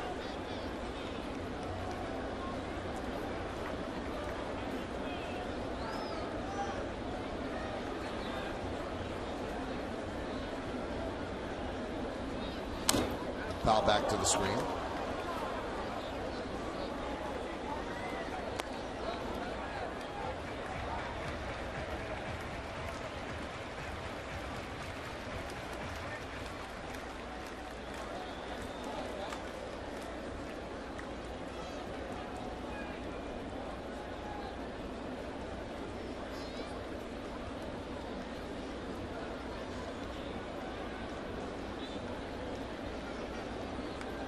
And the 3-2. Fouled away.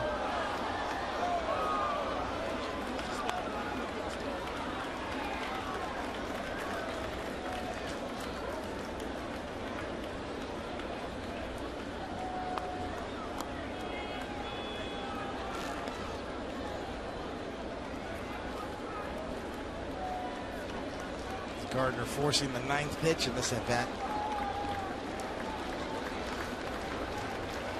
3-2, and Gardner works a walk.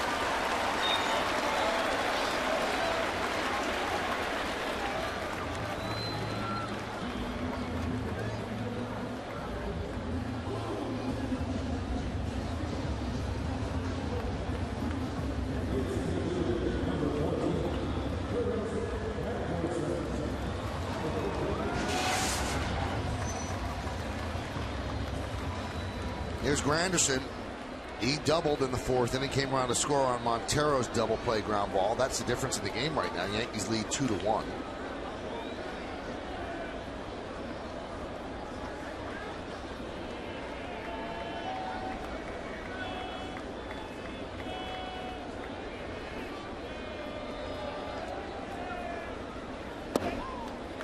Count 1-0.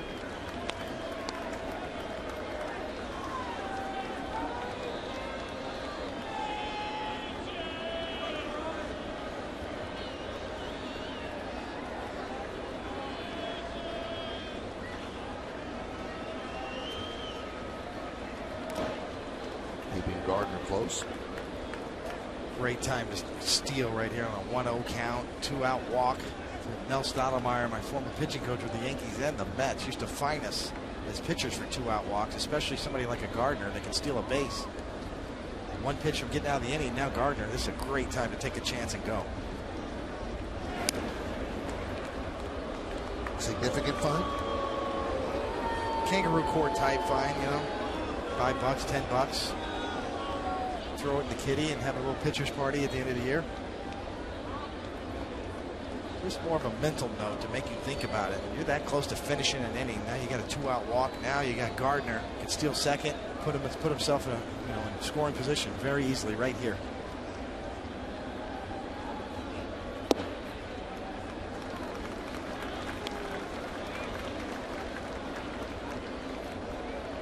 Jim Hickey wants to go out and talk with Hellickson. We got an update from Boston. Let's check in with Bob Lorenz. Bob?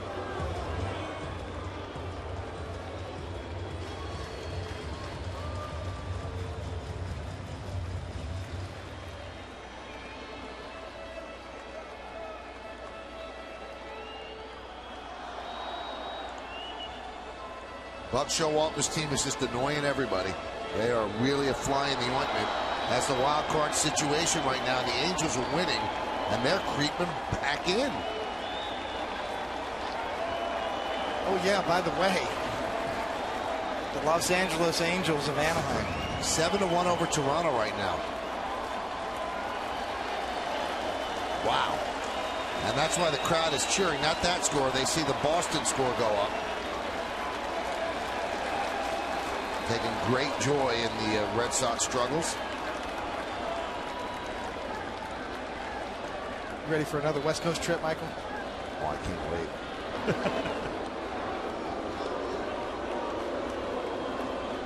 For the Rays, has got to be looking up at that scoreboard saying we got to do better than 3 runs in 23 innings in this series against the Yankees. Just like game 1. 1-run game here in the 5th.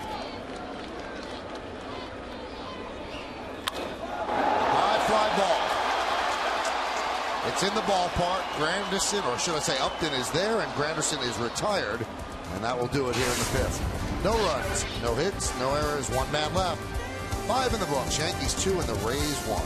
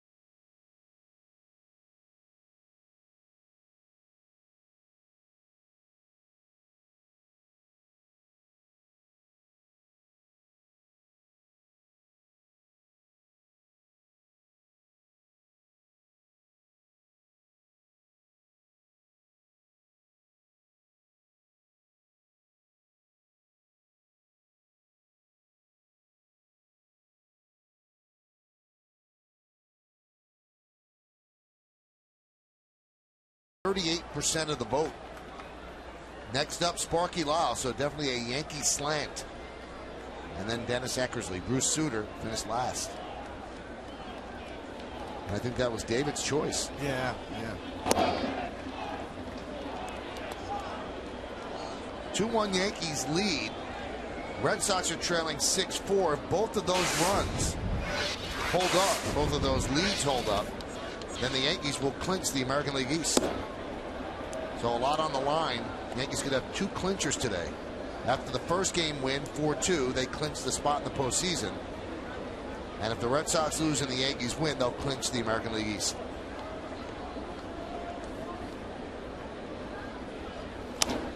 Upton pops it up. Pops up a 2-0 pitch. And Cano makes the play. Let's get another update in the studio with Bob Lorenz. Bob?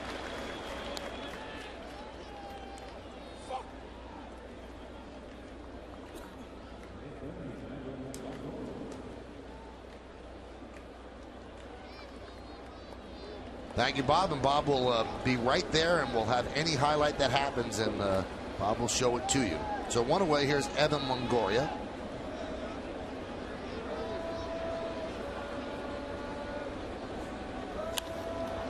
Driven into left center field. Good jump by Gardner, and he runs it down easily for the second out. Boy, does he cover ground. Got a good jump. I think it might have got in on Longoria a little bit. Didn't hit it on the good part of the bat. Just beats him just a little.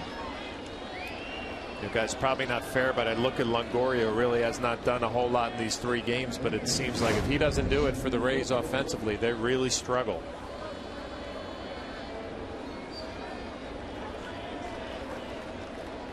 Here's Ben Zobrist. He has struck out twice. Now back.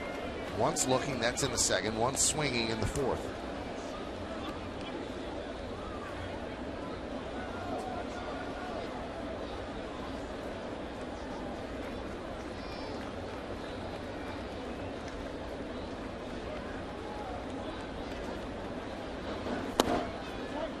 Count 1-1.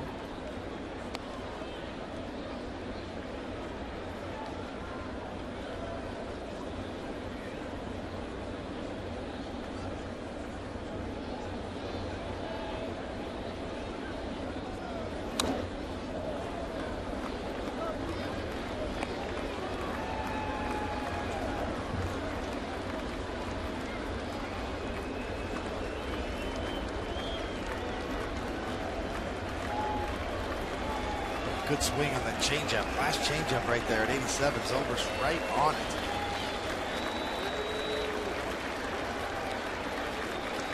And the 1-2. Strike 3. Zobrist down looking. And he is barking at home plate umpire Brian Knight. Did not like that call. Rays go down in order. CeCe strikes out Zobrist, and we go to the bottom of the 6th.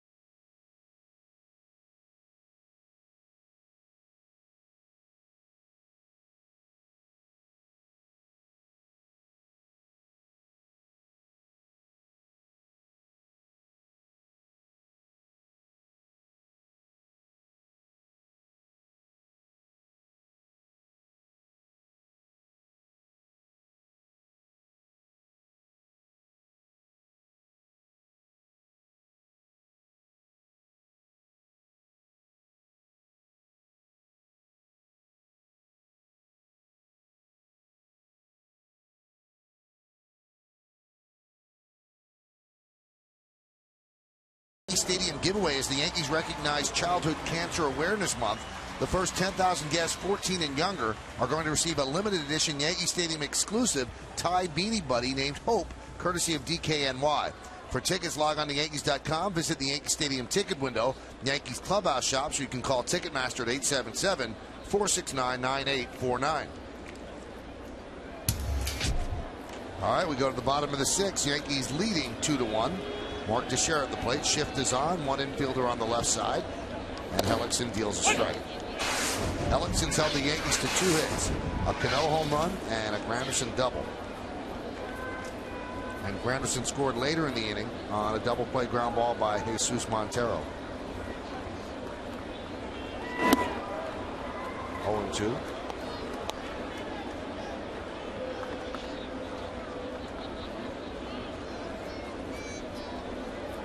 Teixeira's 37 homers between him and Granderson. Not exactly Mano and Maris, but all year long at the top of the leaderboard in home runs. Along with Mr. Bautista north of the border.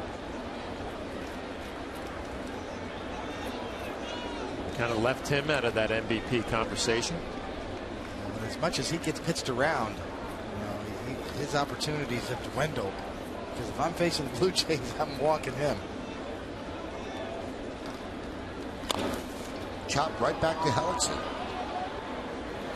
And there's one away. Now, you bring up a good point with Bautista, though. We worked that series in Toronto. He does not expand out of the strike zone at all for a slugger. Really disciplined.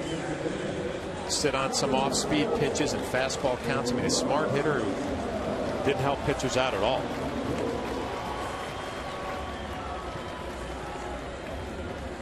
Here's Cano, his 27th home run of the year. Solo shot leading off the 2nd inning, and then was intentionally walked in the 4th.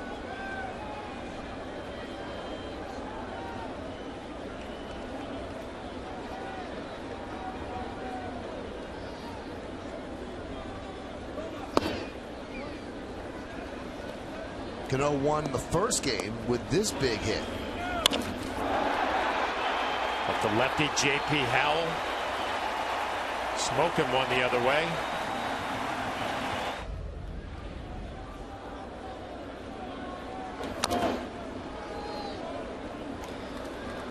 One. Michael, we mentioned going to NYY Steakhouse in between games. Right. My buddy Andrew Levy hooked us up over there and said he thought the Yes Network was going to pick up the check. He said he's washing dishes. Really? Good for Andrew. A little elbow grease.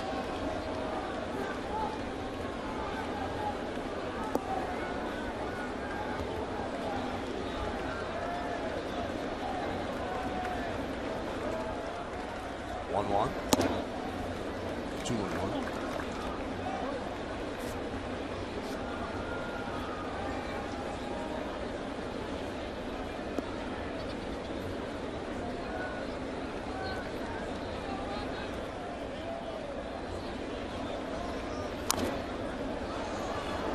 Right onto the roof of the Yankee dugout.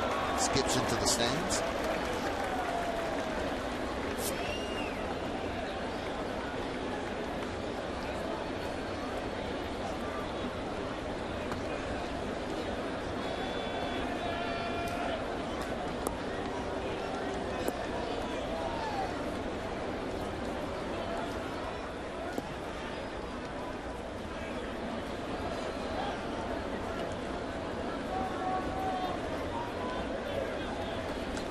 And the 2-2.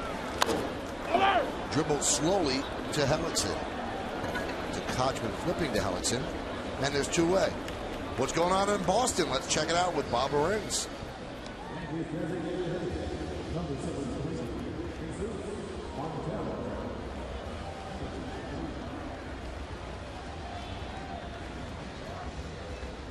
Thank you, Bob. We've talked about this before, John. A team like the Orioles, this makes their season. You played on the Tampa Bay Devil Rays at that time, and you guys, this would be a big deal. It would be. I mean, you're used to playing games that don't mean anything down the stretch. You got young kids trying to establish themselves in the big leagues. You definitely pay attention when you're going against a team fighting for a playoff spot. The electricity, Fenway Park, it's a nice job by the Orioles. Buck Showalter's club playing hard all the way through. They might take 3 out of 4 from the Red Sox.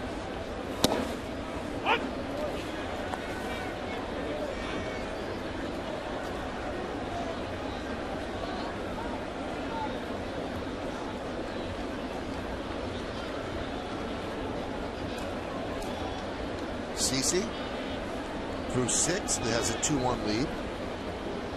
Looking for his 20th win. 1-2.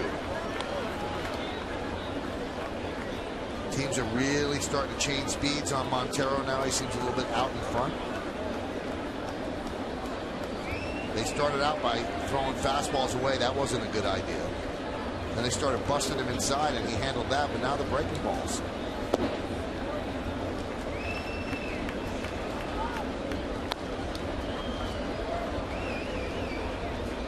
It's part of the maturation process. Will he now make the adjustments?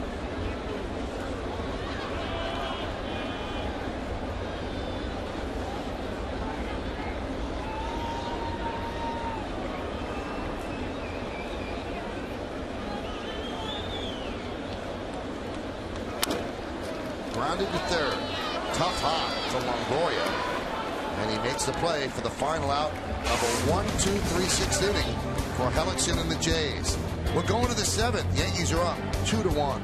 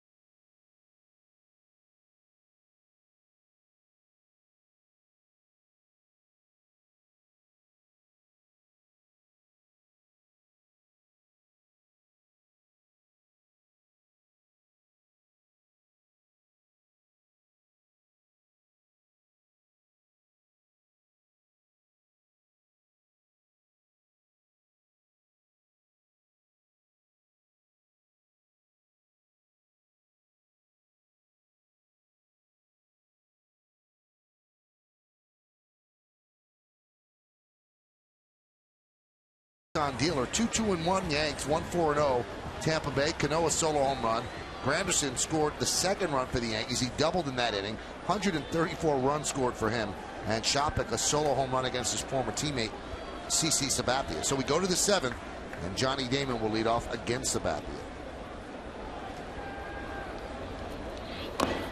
Tries the drag bunt, but fouls it off. Cadillac scoreboard 2-1.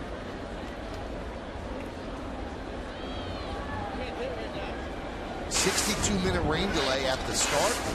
So the game started after 8 o'clock.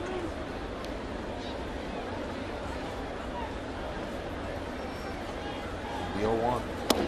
There's a strike. And we mentioned Buck Showalter and how he has his Orioles playing tough against the Red Sox. He looks like a soothsayer. Because about a month ago, he said, don't count out the Rays. He said, I wouldn't be surprised if they make a run. Boy, they made a run. And that was when they were 9 games out of a playoff spot. And it was the Yankees they were trailing.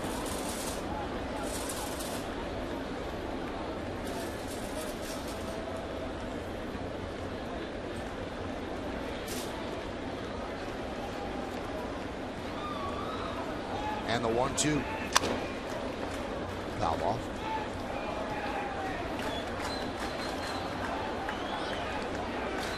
Johnny Damon going to get a new piece of lumber, but you know, however way this game turns out, I think CC Sabathia has righted the ship a little bit tonight.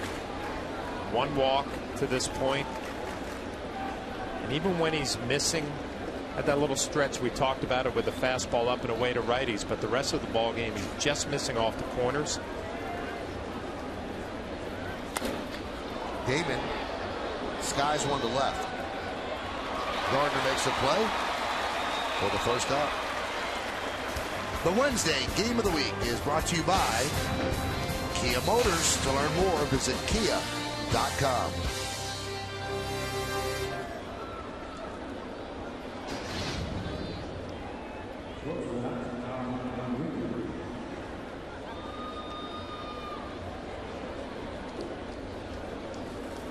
Here's Sean Rodriguez, 1 for 2.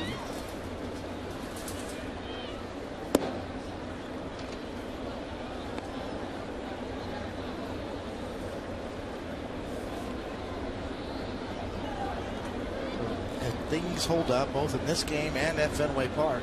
Red Sox will pick up a half game today. Right. On the Rays, not the Yanks.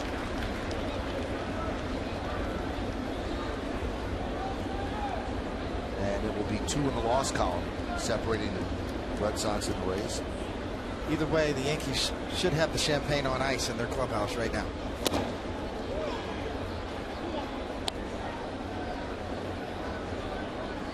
The wild card is clinched. The division is at hand.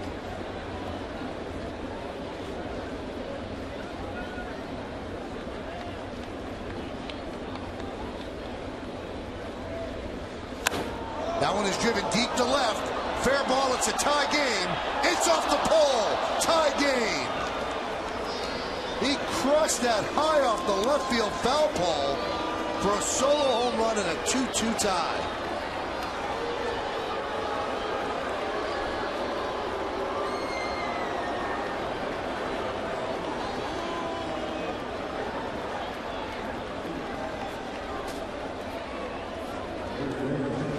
Sean Rodriguez beats him to the spot. Sabathia doesn't quite get it in. Trying to go in, and hear the sound of the bat. Sweet spot on the way. Power draw off the pole. Pitch is high to Kochman. And this one was high off the pole. Bang.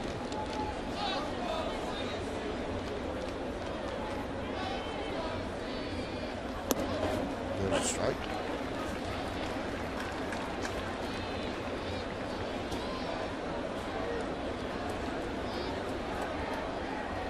Closing in on 100 pitches.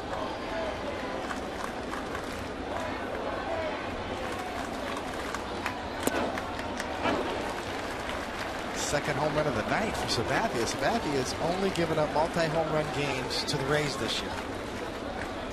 Gave up a career high 5 home runs against Tampa Bay on 8-12, and now 2 tonight. But the rest of the year, just 1 home run. It's the most he gave up in any other start. We don't know how long Joe Girardi's going to let him go. That was pitch number 100, but it might have cost him his 20th win right there, that solo shot by Rodriguez. Was the pitch breakdown, that one big pitch inning in the second, 30. Grounded sharply to second. Right there's Cano. 2 away. The 17th home run Sabathia has allowed. 7 of them come from the Rays. You look ahead to the bottom of the 7th. It'll be Chavez, Martin, and Dickerson against Hellickson.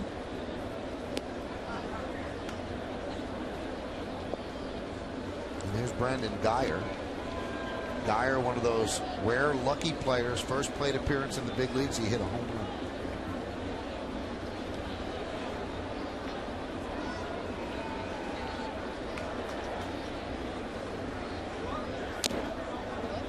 Not 0-1.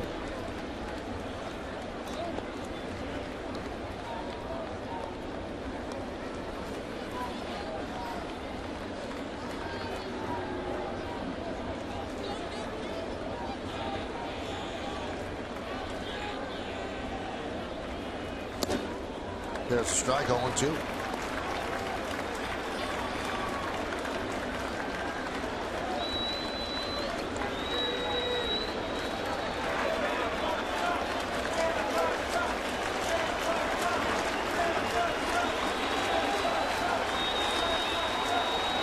The 0-2 pitch. Missed outside.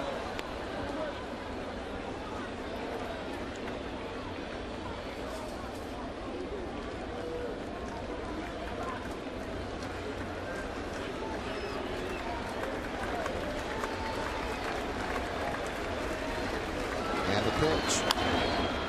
Hammered foul.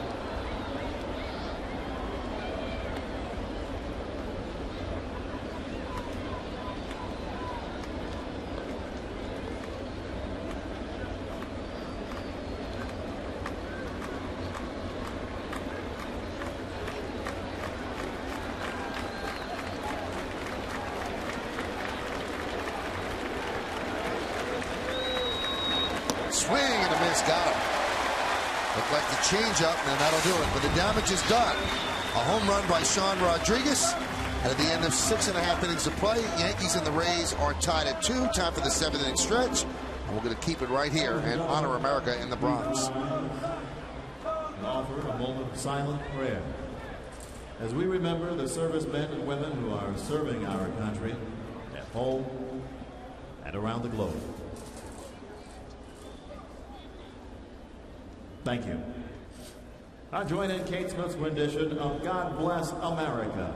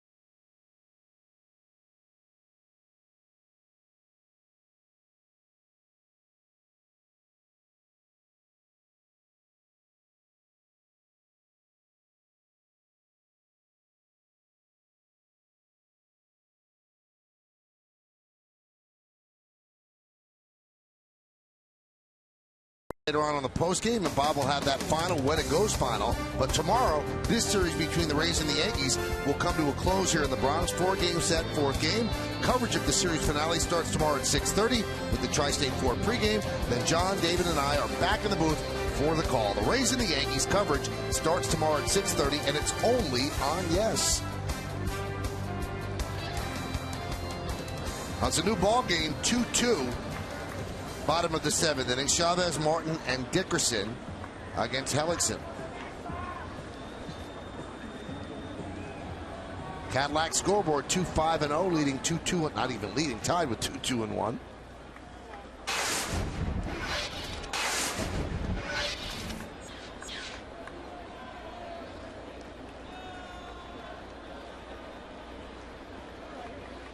Chavez is 0 for 1 with a walk against Hellickson. Hellickson at 90 pitches.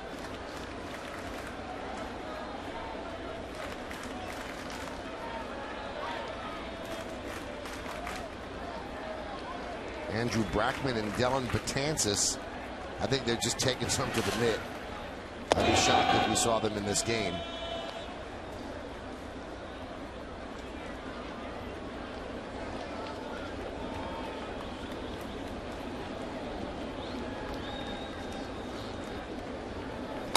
Grounded up the middle.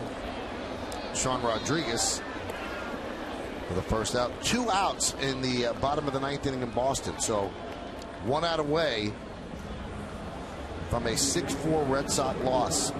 When that becomes final, Bob will tell us.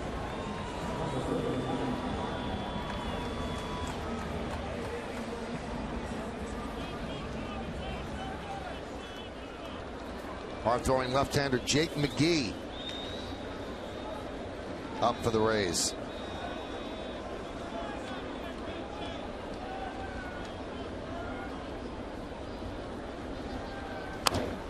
Grounded to short.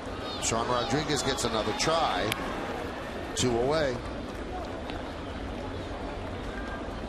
Yankees helping out Hellickson. All right, jumping on early pitches. All right, let's check out the final in Boston. Here's Bob Lorenz.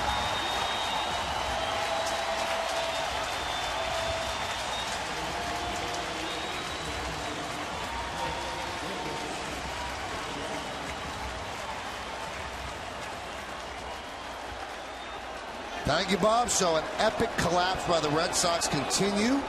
They just showed the score on the board, and the crowd with a huge ovation. They know the Yankees are a victory away from clinching the American League East. Now, the Rays also saw that score, and they know they're a win away from pulling to within 1 of the Red Sox. It is tight in the wild card. The 0-1. 0-2 to Dickerson. Could be a big day in the Bronx. First game, they clinched the postseason. The second game, they could clinch the East. Chop toward first. Kochman flips to Hellickson. And that will do it. A 6-pitch, 7th inning as the Yankees go down 1-2-3. We go to the 8th, 2-2 game.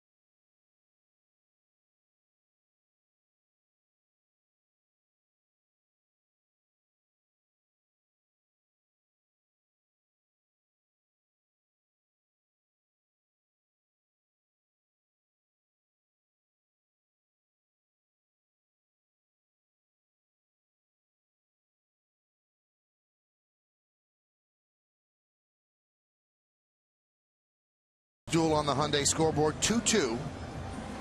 And the Yankees know if they win, they clinch the American League East. And the Rays know if they win, they pull to within 1 of the Red Sox.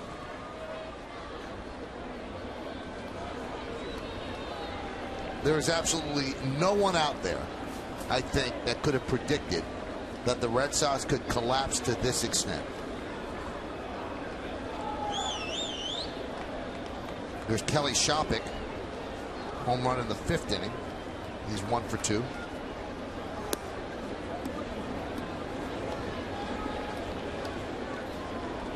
Well, we talked about it too with Beckett pitching. You felt like they had to win that game and stop the bad momentum. It didn't happen.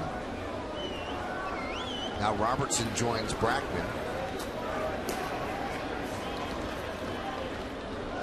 Well, let's take this back to August 8th. At that time, Boston was 83-54. They've gone 18-24 since then. Let's take it back to September 2nd. Boston led at 83-54.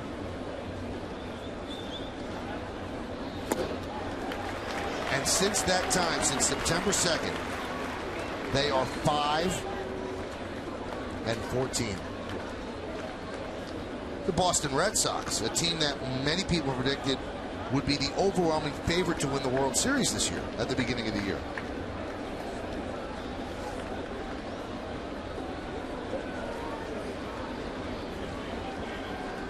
The 2-1.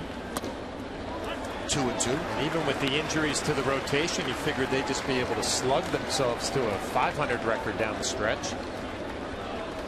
It's not worked out that way. Missing Kevin Youkilis is huge with that hip problem.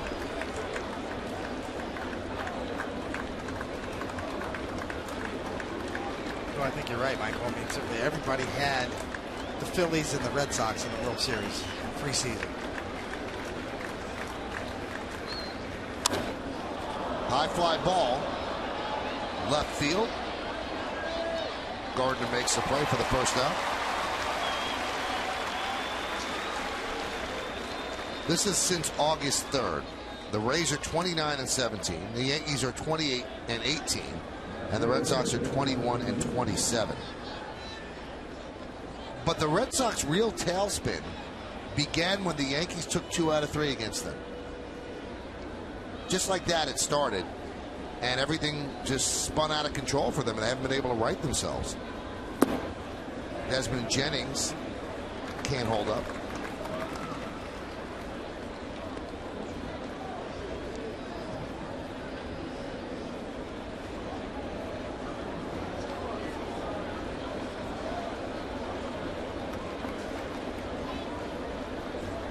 The 0-1. Grounded up the middle and through for a base hit for Jennings.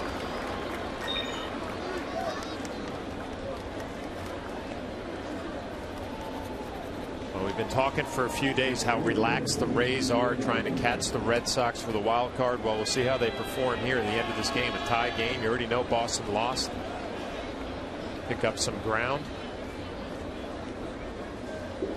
Would you put this under the heading, John and David, of a must-win right now for the Rays?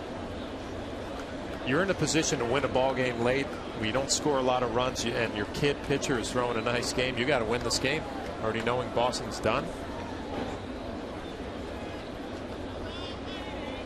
I throw that on top with Shields pitching this afternoon, and they did not find a way to win that game. This one becomes huge.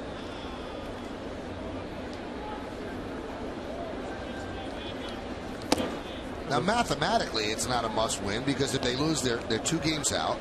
But they're running out of calendar. So the calendar is also an opponent for them. You know, as we said before, the real benefactor here is the Los Angeles Angels of Anaheim. They are now obviously right back in it. A matter of a few days. And that's a final. The Angels beat Toronto 7-2 at Rogers Center. And they play Oakland this weekend. And then they finish the season with 3 against Texas. So they could be battling for the American League West as well.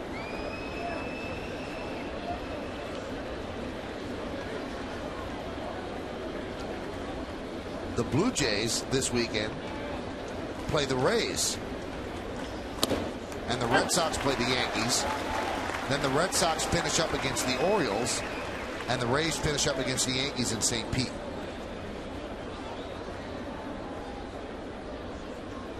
Now, if the Yankees clinch tonight, that could actually play to the Red Sox advantage. Because how many regulars will the Yankees play? Although they will be battling and they need to have home field advantage throughout. They haven't clinched that yet. And this is the American League East race. 13-7 in September for the Yankees. 5-16 for the Red Sox. 11-8 for Tampa Bay.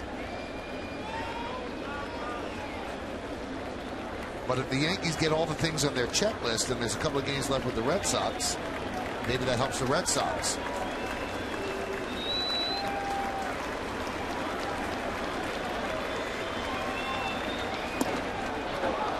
And then you would think that next weekend in St. Pete, or next week in St. Pete, the Yankees aren't going to run out the A-team. But isn't there a little bit of pressure on Joe Girardi and his staff to run out a representative lineup?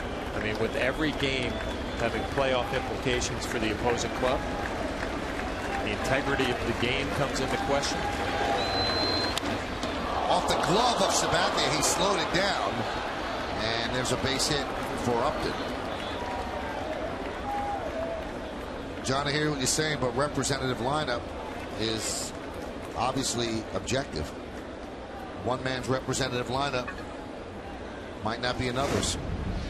CC waved off both Joe Girardi and Gene Monahan. Hit him right in the glove.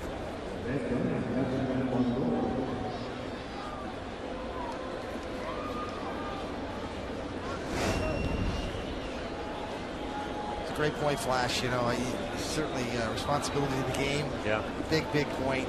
Responsibility of your own team, though. Responsibility to line it up your team to have the best chance to move as far as you can in postseason, too. It's a balancing act.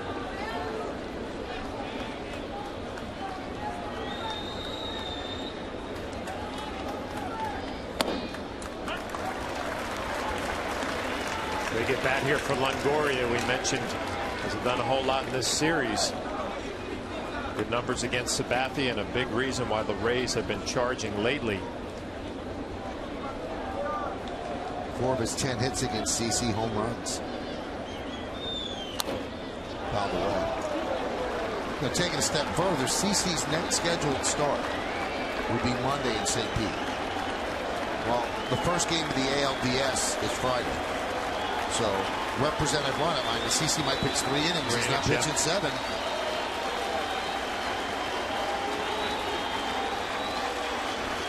Makes it all the more intriguing. First and second, 1 out.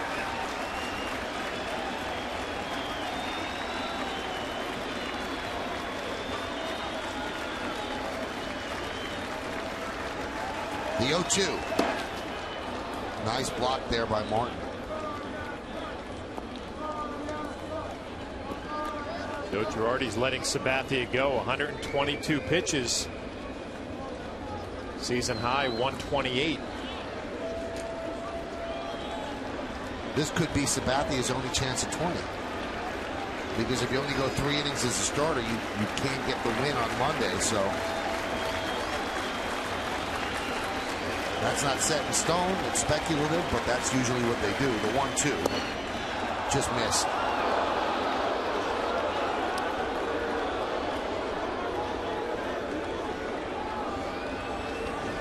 Girardi reading lips. It's been a strike all night.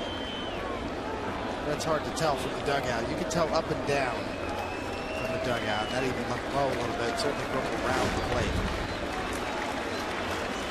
2-2. Nice battle. One of the best pitchers, one of the best hitters. And a lot on the line for both teams.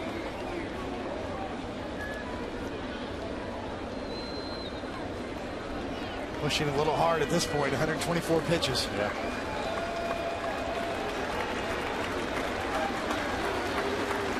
Especially with 1 out here in the 8th. And Longoria making him work even more.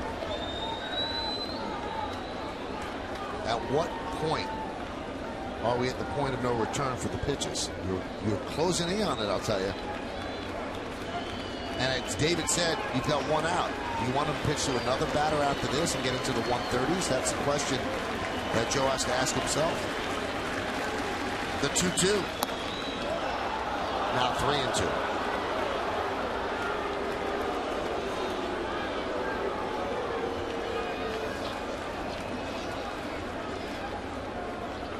John Rodriguez tied it with a home run off the left field foul pole. And that's where we are right now at 2-2, top of the 8th. Got to stay here with Yes after the final out for the WB Mason postgame as Bob Lorenz and Jack Curry bring you all the day's highlights and update the latest scores and standings from around baseball. Plus, Joe Girardi's press conference and Kim Jones talks to the players in the clubhouse. It's all coming up on the postgame only on Yes. And if the Yankees win this game, we'll cover the celebration as well.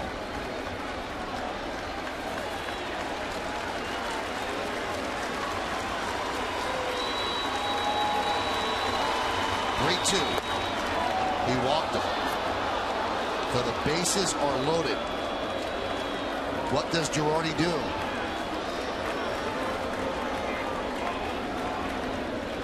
He has not signaled yet.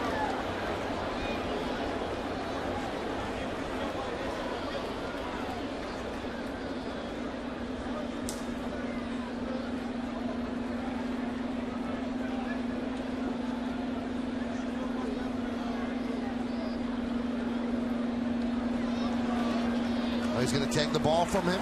CeCe's going to get a nice hand. And David Robertson, who is the king of getting out of bases loaded jams, will try to do it again.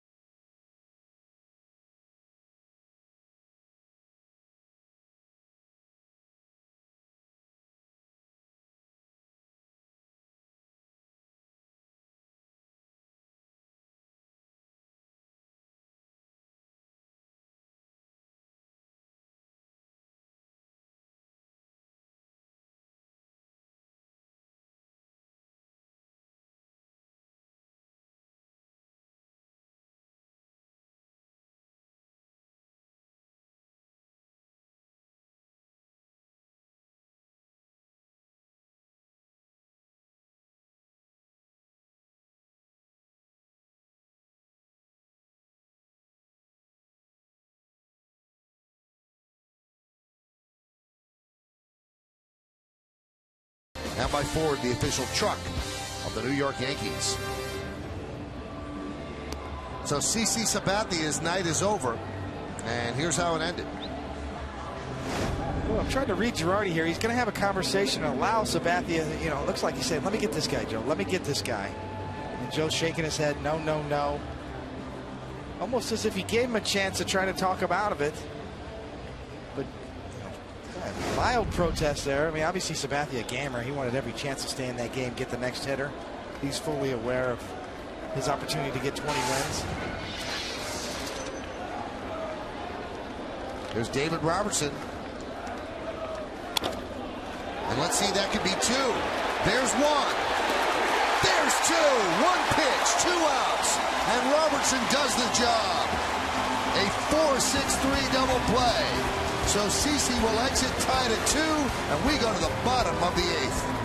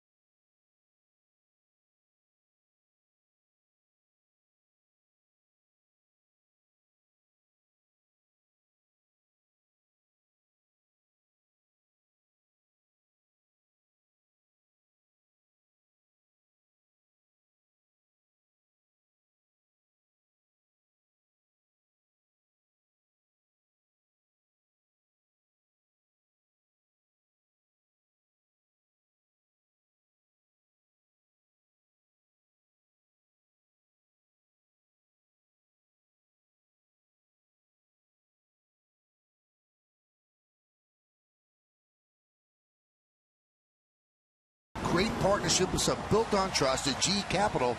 We prove that every day. Well, David Robertson does it again. One pitch, Zobrist chops it into the ground. Robinson, Cano, Eduardo Nunez over to Mark Teixeira, your partnership play. You can't even get the words out of your mouth with David Robertson. Can he do it again? Well, he did. Uncanny ability to get out of bases loaded jams. Sometimes, usually, he works into those jams himself. This time, he inherited it. And one pitch, 2 outs, and we go to the bottom of the 8th inning. A new pitcher for Tampa Bay. It's going to be one of their left-handers, Jake McGee, as Joe Madden makes the call to the bullpen. Brought to you by AT&T.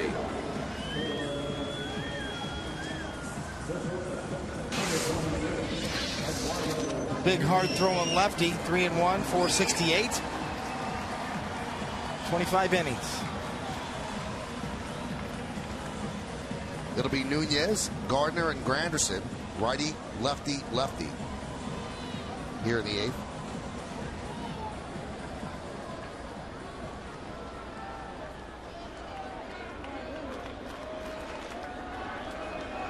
Hyundai scoreboard 2-2. Yankees have managed just 2 hits off Hellickson, so he's out of the game now. They turn it over to McGee.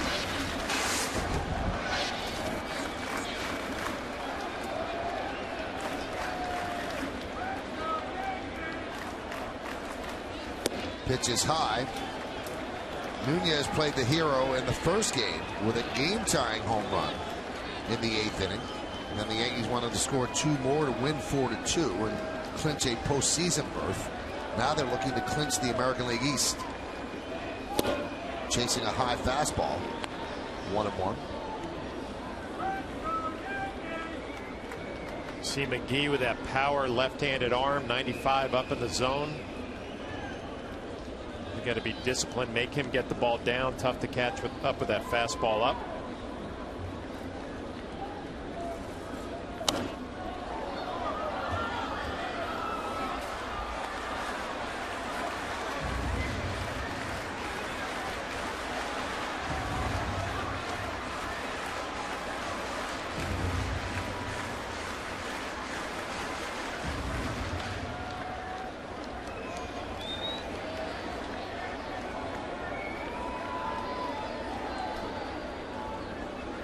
And the 1-2. That Right off the thumbs. McGee throws hard.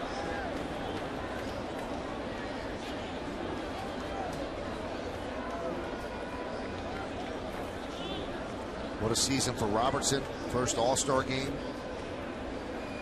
And he's been a rock in that bullpen. Came into the season the 6th inning guy.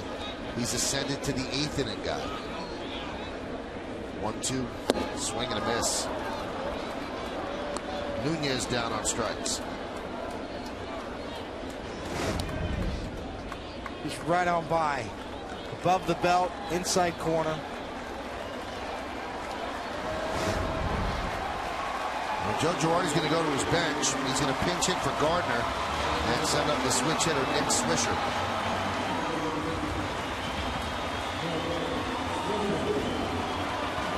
I guess the good news for Nick Swisher, you've just seen McGee in his game plan. He's going to come right at you with fastballs. As a pinch hitter, that's all you can ask for. You look for one pitch, usually the fastball, and try to put a good swing on it.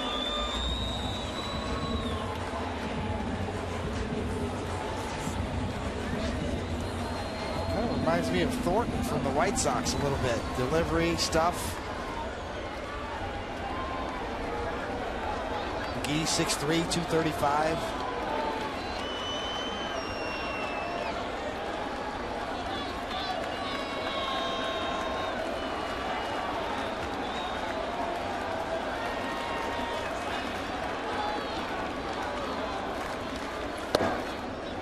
Goes breaking ball for a strike.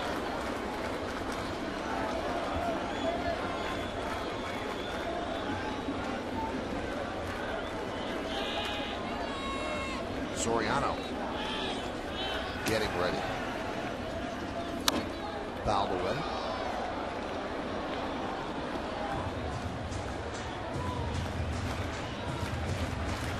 Swisher coming in here just 2 for 22 as a pinch hitter this year. A little tardy on that fastball. I believe that's lifetime. So he has not had that much success as a pinch hitter. The 0-2. Now we saw Soriano warming up. Home games, if you're tied after 8, you bring in your closer, that would indicate that Girardi has no intention of going to Mariano for the 2nd time today. Mariano saved the first game.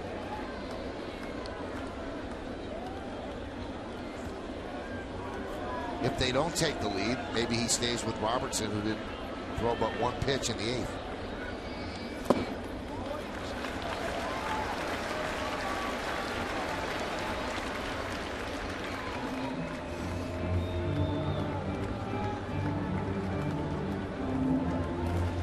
Cesar Ramos up in the bullpen.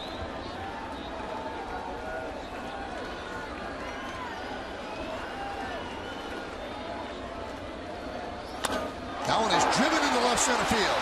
It's a base hit. It's cut off in the gap by Upton, but going for 2 is Swisher. He's going to make it a pinch hit double.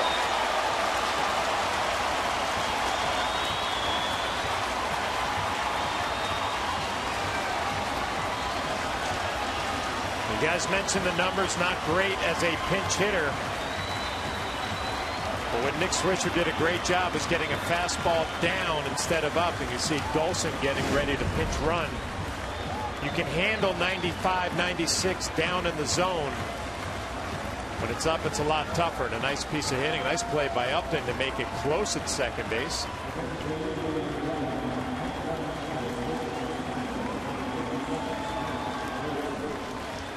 Take a look at that slide again on the IOTV HD Super Shot. Kind of twisted his ankle a little bit. He's lucky he's okay. And Greg Golson does pinch run for Swisher. So a big pinch hit double for Nick Swisher.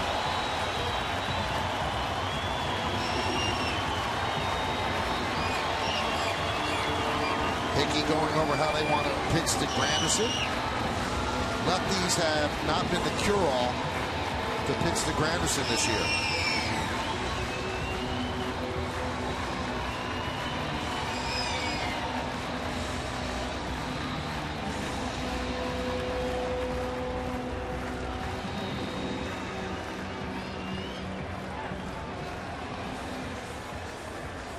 Granderson's seen McGee twice in his career. He's 0 for 2, so not much of a body of work to check out. Golson leads off second. One man out, bottom of the 8th inning, 2-2 game. Foul back.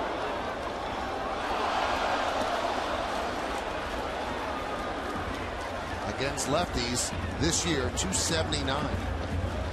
And 16 of his 41 home runs against lefties.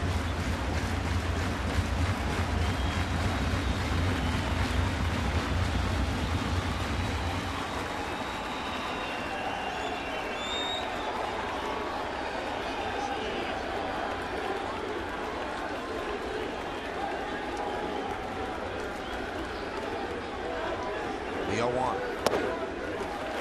A moment like this could get you more votes in the MVP race. A big hit here, and you can help the Yankees clinch the AL East. And the crowd is chanting MVP.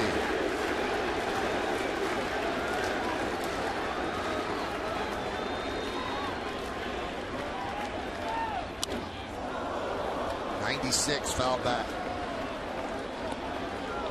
We'll see Granderson do exactly what you said, Flash. Get the ball down after that swing. But, you know, he kind of went after that really good swing on that pitch. Just couldn't quite catch up because it was above the belt. And telling himself with his own hand, get the ball down.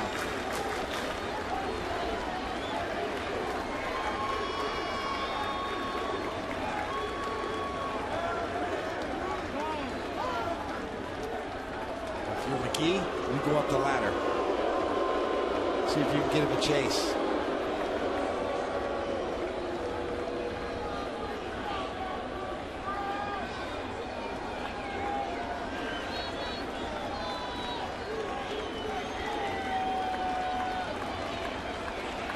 One, two. That one is looped into right field. Coming on Geyer, he'll make the play. Golson really straight far off the bag, but Geyer didn't look up right away, so he's able to scamper back. I think Geyer had a play at second base. Didn't expect Golson to be that far. Little looping fly ball. Golson gets way off, and if Geyer comes up throwing right away, might have had a play.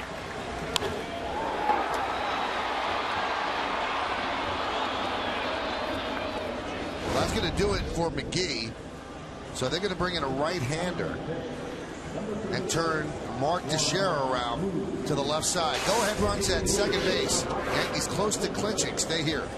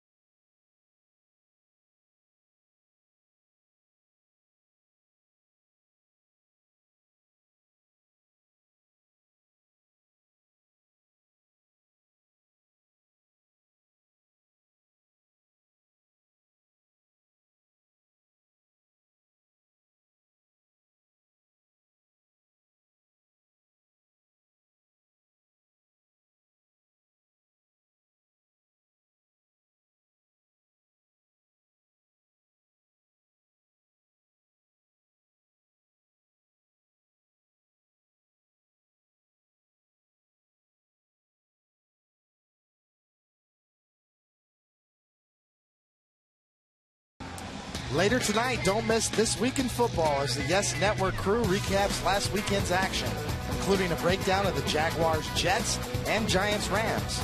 Plus, the Gridiron Gang previews Week 3 as the Giants' early season test versus Michael Vick and the Eagles. It's This Week in Football presented by Geico, tonight after the postgame, only on Yes.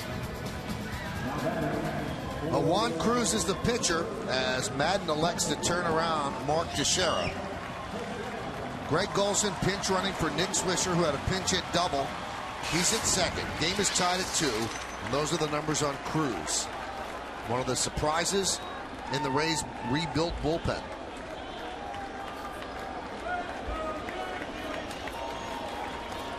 A lot of the left side is open as Longoria plays closer to the line. The shift is on. 3 infielders on the right side.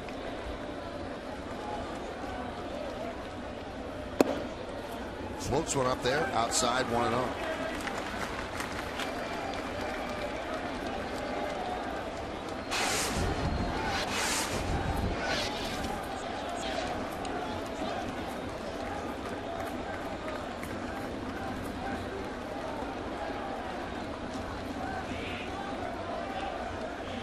Way outside, 2-0, and on deck is Robertson, Cano. You have a lefty warming in the bullpen for the Rays, so if you're Cruz, you do not have to give in to Mark Teixeira, and good numbers after 2-0 in the count.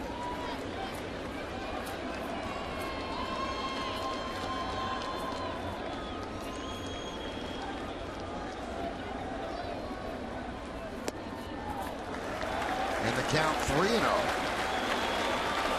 It's always been Juan Cruz's kind of bugaboo, his control. He's got excellent stuff. 27 walks this year, the most of any Rays reliever. 10 walks have been to the first batter he's faced in an outing this year. John, green light? Oh, for sure. If Mark Teixeira wants a swing, I'd be surprised if Cruz gives him anything 3-0 to hit here. And he does it. So a walk to Teixeira, but how smart is that? Now you have to pitch to Cano.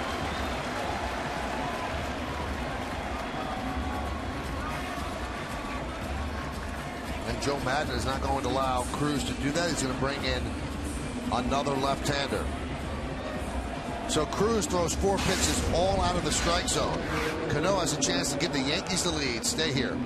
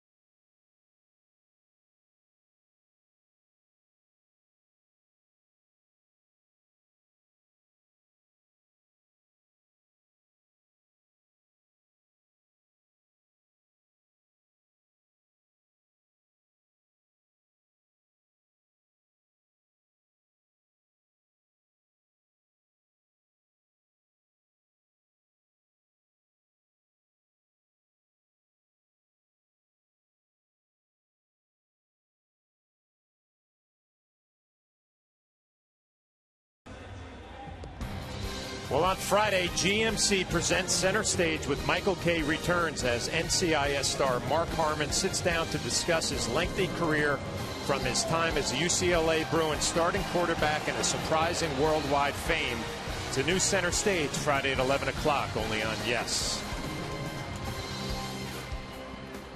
Well, Alex Rodriguez and Derek Jeter watching. They have the second game off. And here's Robinson Cano. He got the winning hit in game 1. And now he'll go up against Cesar Ramos with runners on first and second and 2 outs. This will be Ramos' 57th game. Golson is at second. Teixeira's at first.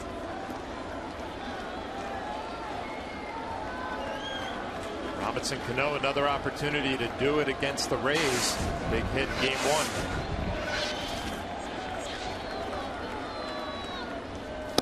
1. Off speed.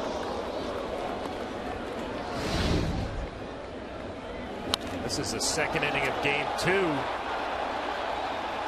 the only mistake Hellickson made.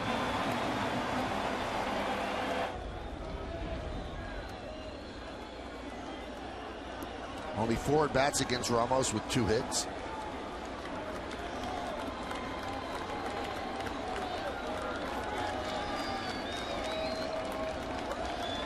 And the 0-1.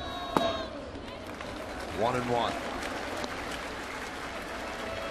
So much pressure on the Rays as they know the Red Sox have lost and they're 2 back in the loss column.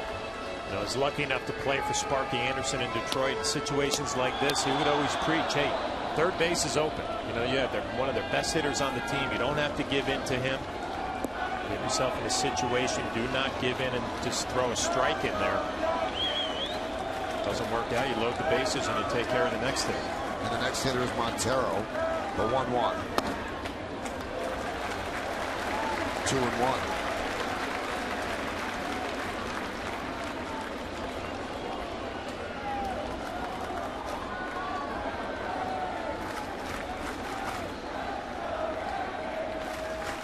Brendan Gomes is ready. If they do walk Cano, they might bring in Gomes to face Montero, but there could be a pinch hitter as well.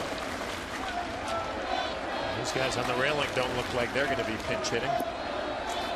Sweatshirts on. There's a possibility they'd be getting loose. He's got a bat. 3-1. They're being very careful with Cano. Now, I think rightfully so. I think Joe Maddon and his club have seen enough. Young kid on deck, still the possibility he might be pinch hit for. Yeah, they're going to walk him.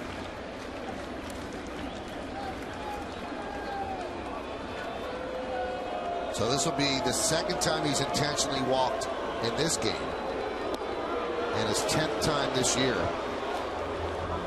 So that loads the bases. And now Joe Maddon is going to call on Gomes to face Montero.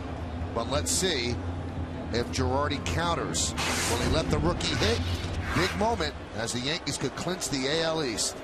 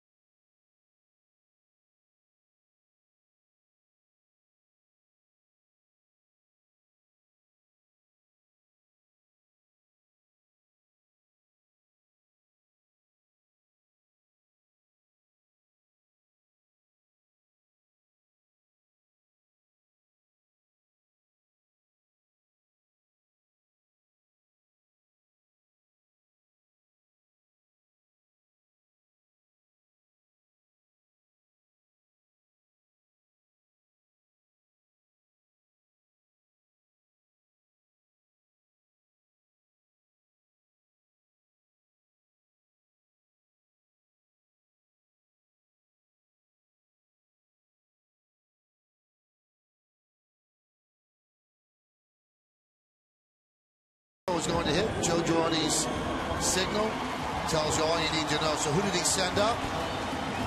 Jorge Posada. You want a moment dripping with emotion? Jorge Posada has been discarded, forgotten. This is his moment to help the Yankees clinch the American League East. The veteran, the catcher for the Yankees' 2009 World Championship team, relegated to designated hitter this year. And now he comes up as a pinch hitter.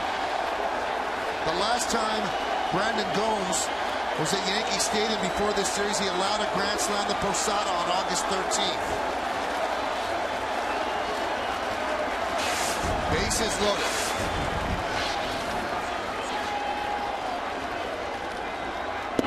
And a breaking ball strike.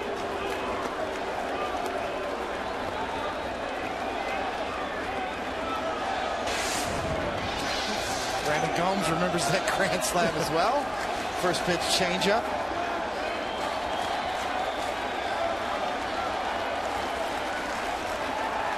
He's only faced him once, and that was the grand slam. He has 10 grand slams in his career. The 0-1. Lined into right field. It's a base hit. 1 run scores. 2 runs score. How about that? The veteran comes through off the bench with a huge hit to give the Yankees a 4-2 lead.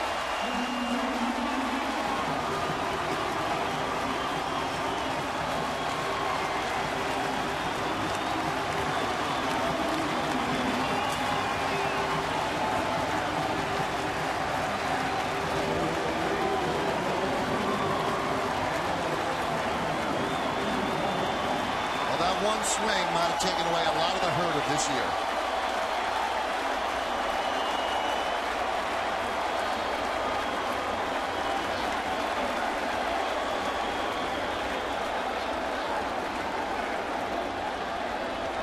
Here's Chavez. High fly ball, center field. Upton is there.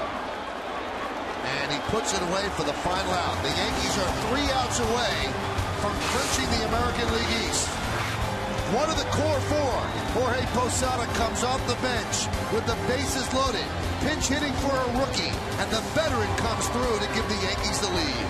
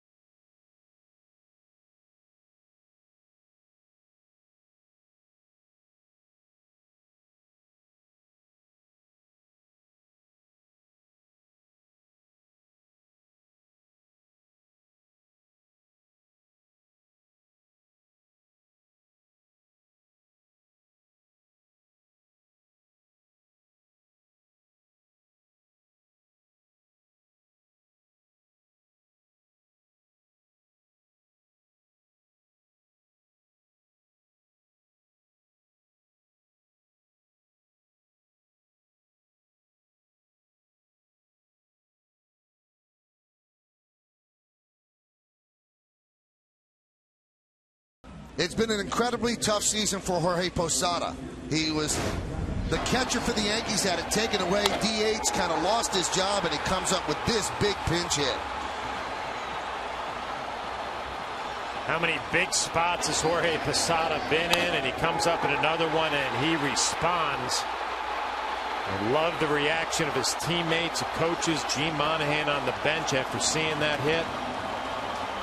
They are fired up. So now Soriano will try to close it against his former team.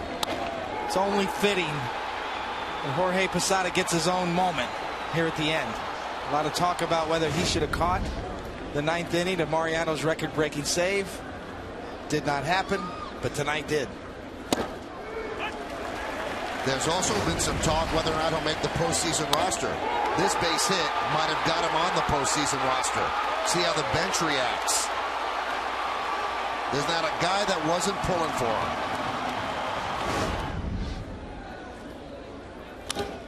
Johnny Damon pops it up. Nunez is there and puts it away for the first out. There are no two closer buddies than Derek Jeter and Jorge Posada. Watch this reaction by the captain. He's never this animated.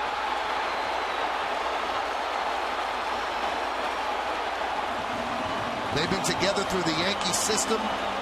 They've been together through all the championships. And any player who's gotten old and feels his relevancy slipping away, they can appreciate what Jorge Posada just did, and that's why you get a rare smile from him on the field. Dan Johnson's going to pinch hit for Sean Rodriguez.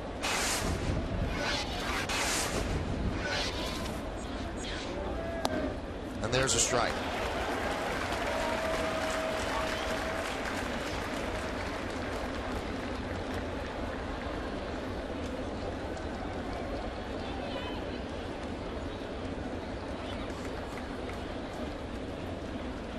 And the 0-1.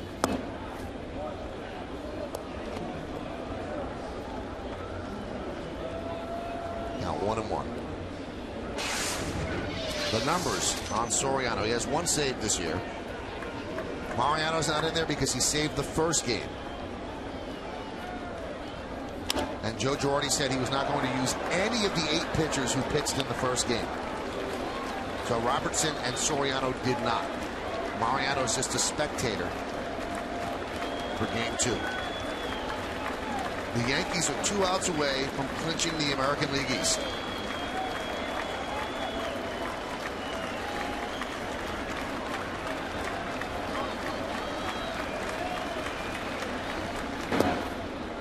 It has been an unbelievable season of moments for the Yankees.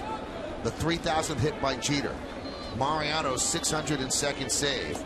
And now you could put that dramatic moment, if it gets them the American League East championship, right on the ledger as well. A 40-year-old catcher, no longer a catcher, a proud Yankee, and he comes through in a very, very big moment with a lot of pressure.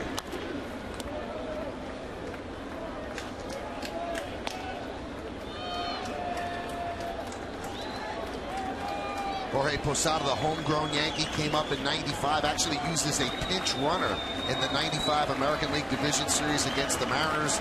He's been a tough warrior behind the plate, switch hitter, borderline Hall of Fame credentials, but a big moment for him. It's hard to rank moments when you've had so many great ones and you have 5 World Series rings, but David, I think that one's got to be pretty special for him. Wow. You know, just so apropos. Following suit, his best friend Jeter with the 3,000th hit, as you said, Michael. Mariano Rivera, of course, they have been together for so long, back to the minor league days. The 2-2. Dan Johnson grounds it to second. Cano is there. The Yankees are 1 out away. Well, you can vote along with us for tonight's Chevy Player of the Game. Text your vote to 58772 or vote online at YesNetwork.com. Tonight's candidates are Jorge Posada, David Robertson, Robinson Cano, or CC Sabathia. Vote now, make your voice heard. Standard text messaging rates apply. I wonder who's going to win that. Yankees are ready to celebrate. They did not celebrate after the first game when they clinched a playoff spot. Derek Jeter says our goal is to win the American League East. We'll celebrate after that. Here's Casey Kochman against Soriano. And there's a strike.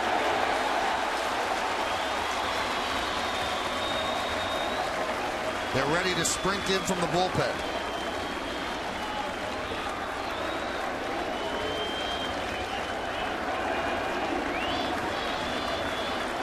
And the 0-1. Missed outside, 1-1.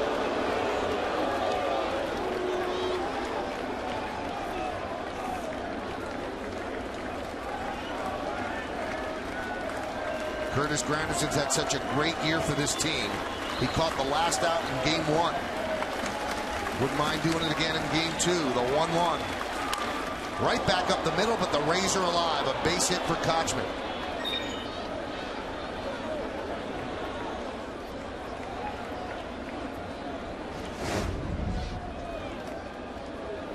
Rays still alive. Kochman just takes it right back up the middle. Pinch hitter coming up to the plate, Matt Joyce, who has some power.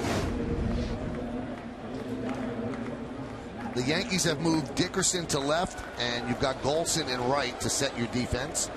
And Matt Joyce is going to pinch hit for Geyer. There's Dickerson.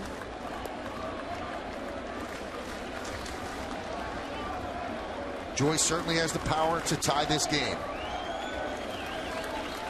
They're all on the top step of the dugout, waiting for an opportunity to climb that fence. Runner goes, and he's going to take second on defensive indifference. I look down there, guys, and I mean, so many of these Yankees have been there, done that. World Series titles. A guy like Russell Martin, first year with the Yankees, a chance to be out on the field, clinch the AL East. Pitch outside, 2-0. The Rays know Soriano very well. Last year he led the American League in saves, pitching for the Tampa Bay Rays as he pitched up to the American League East title. Now he's pitching for the Yankees, left as a free agent. He's a setup man now behind Rivera and Robertson, but he has an opportunity against his whole team to close it out. Gene Monahan's seen a lot. 49 years with the Yankee organization. He's seen a lot of clinchings, a lot of celebrations, and a lot of big moments.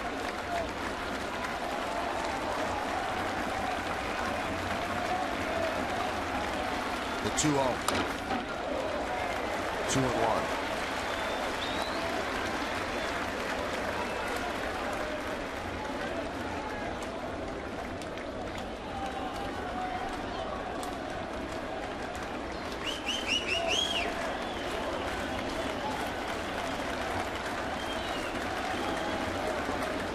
Swing and a miss, 1 strike away.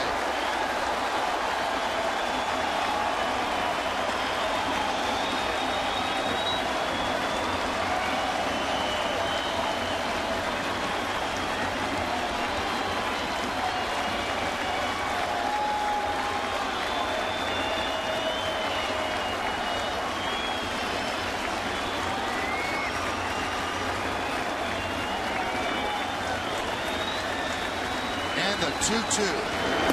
Check swing. He goes around, and the Yankees win, and they clinch their 17th American League East title.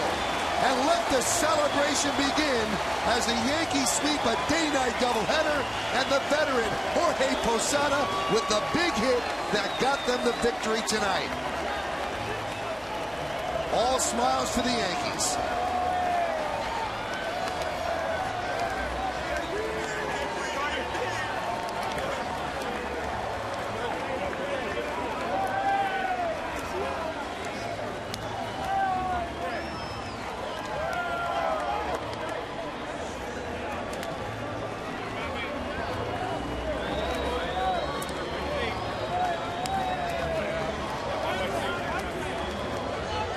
And the closer will close out the celebration as he hugs Soriano, who nailed it down.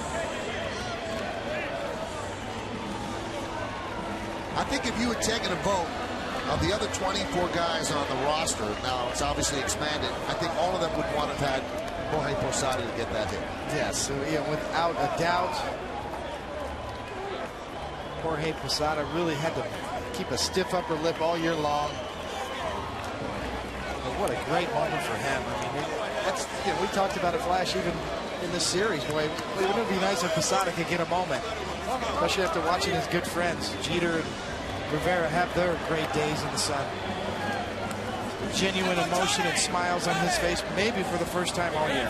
You know, I think about teammates and they pay attention when a veteran player maybe loses playing time. How do they react? I think to a man in that clubhouse, everybody's respected the way Jorge Posada has handled himself, and it's just very appropriate to see him out there getting the hugs after a huge hit.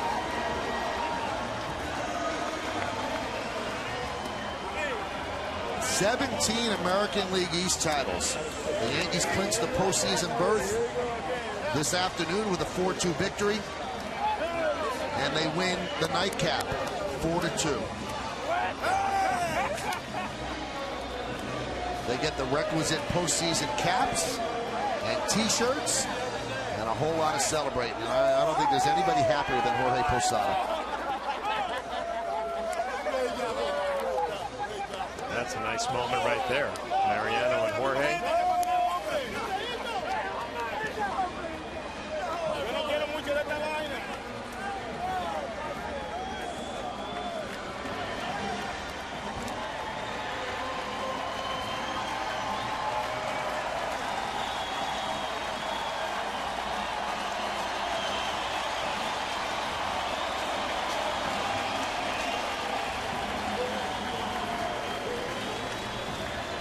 As the Yankees will head up those stairs, make a right, and then a left into their clubhouse, and there'll be some champagne popping, that's for sure.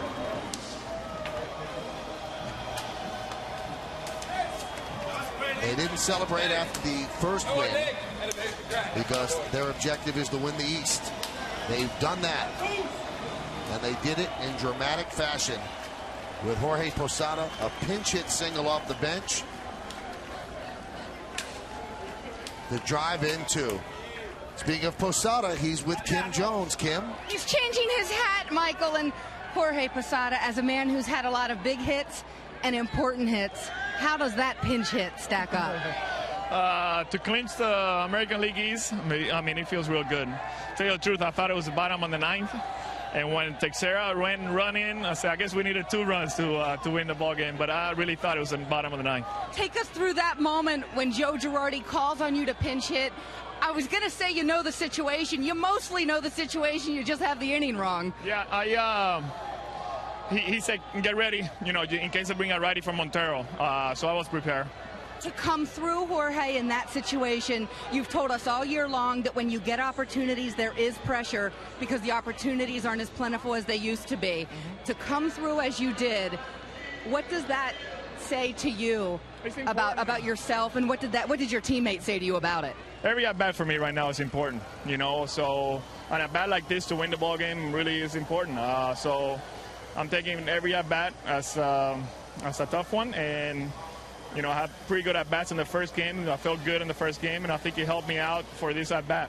As you wear that MLB playoffs hat, what does it mean for this team to clinch the division today, sweeping this doubleheader and getting some help in Boston as well? Very important. We've been through a lot, and, you know, to be able to do it here at home, thank you, fans. You guys are the best. Thank you very much. What have these people meant to you all year, Jorge? Because there have been times where it's almost as if Yankee fans have sustained you. They have been supportive. I mean, throughout my career. So I'm really take my hat off and give it to them. You made sure Mariano had a terrific moment the other day. You were the first one out of the dugout to congratulate Derek Jeter on 3,000. Was this your moment? I don't know about that, but they're my brothers. I feel like I'm a part of this. So whenever Mariano got 602, I was a part of it. Whenever Derek got his 3,000 hit, I was part of it. So I'm very, very proud of being a part of their lives. Thank you, Jorge. No problem. Thank you. Michael. Well, if he didn't feel if he was a part of it, that pinch hit single certainly made him a part of it. Now, we're going to be all over the coverage. We're going to be in the clubhouse. Kim will get sprayed with champagne. We're going to cover this celebration from top to bottom. Stay right where you are. Jorge Posada off the bench in dramatic fashion. A 2-run pinch hit single, and the Yankees win their 17th American League East.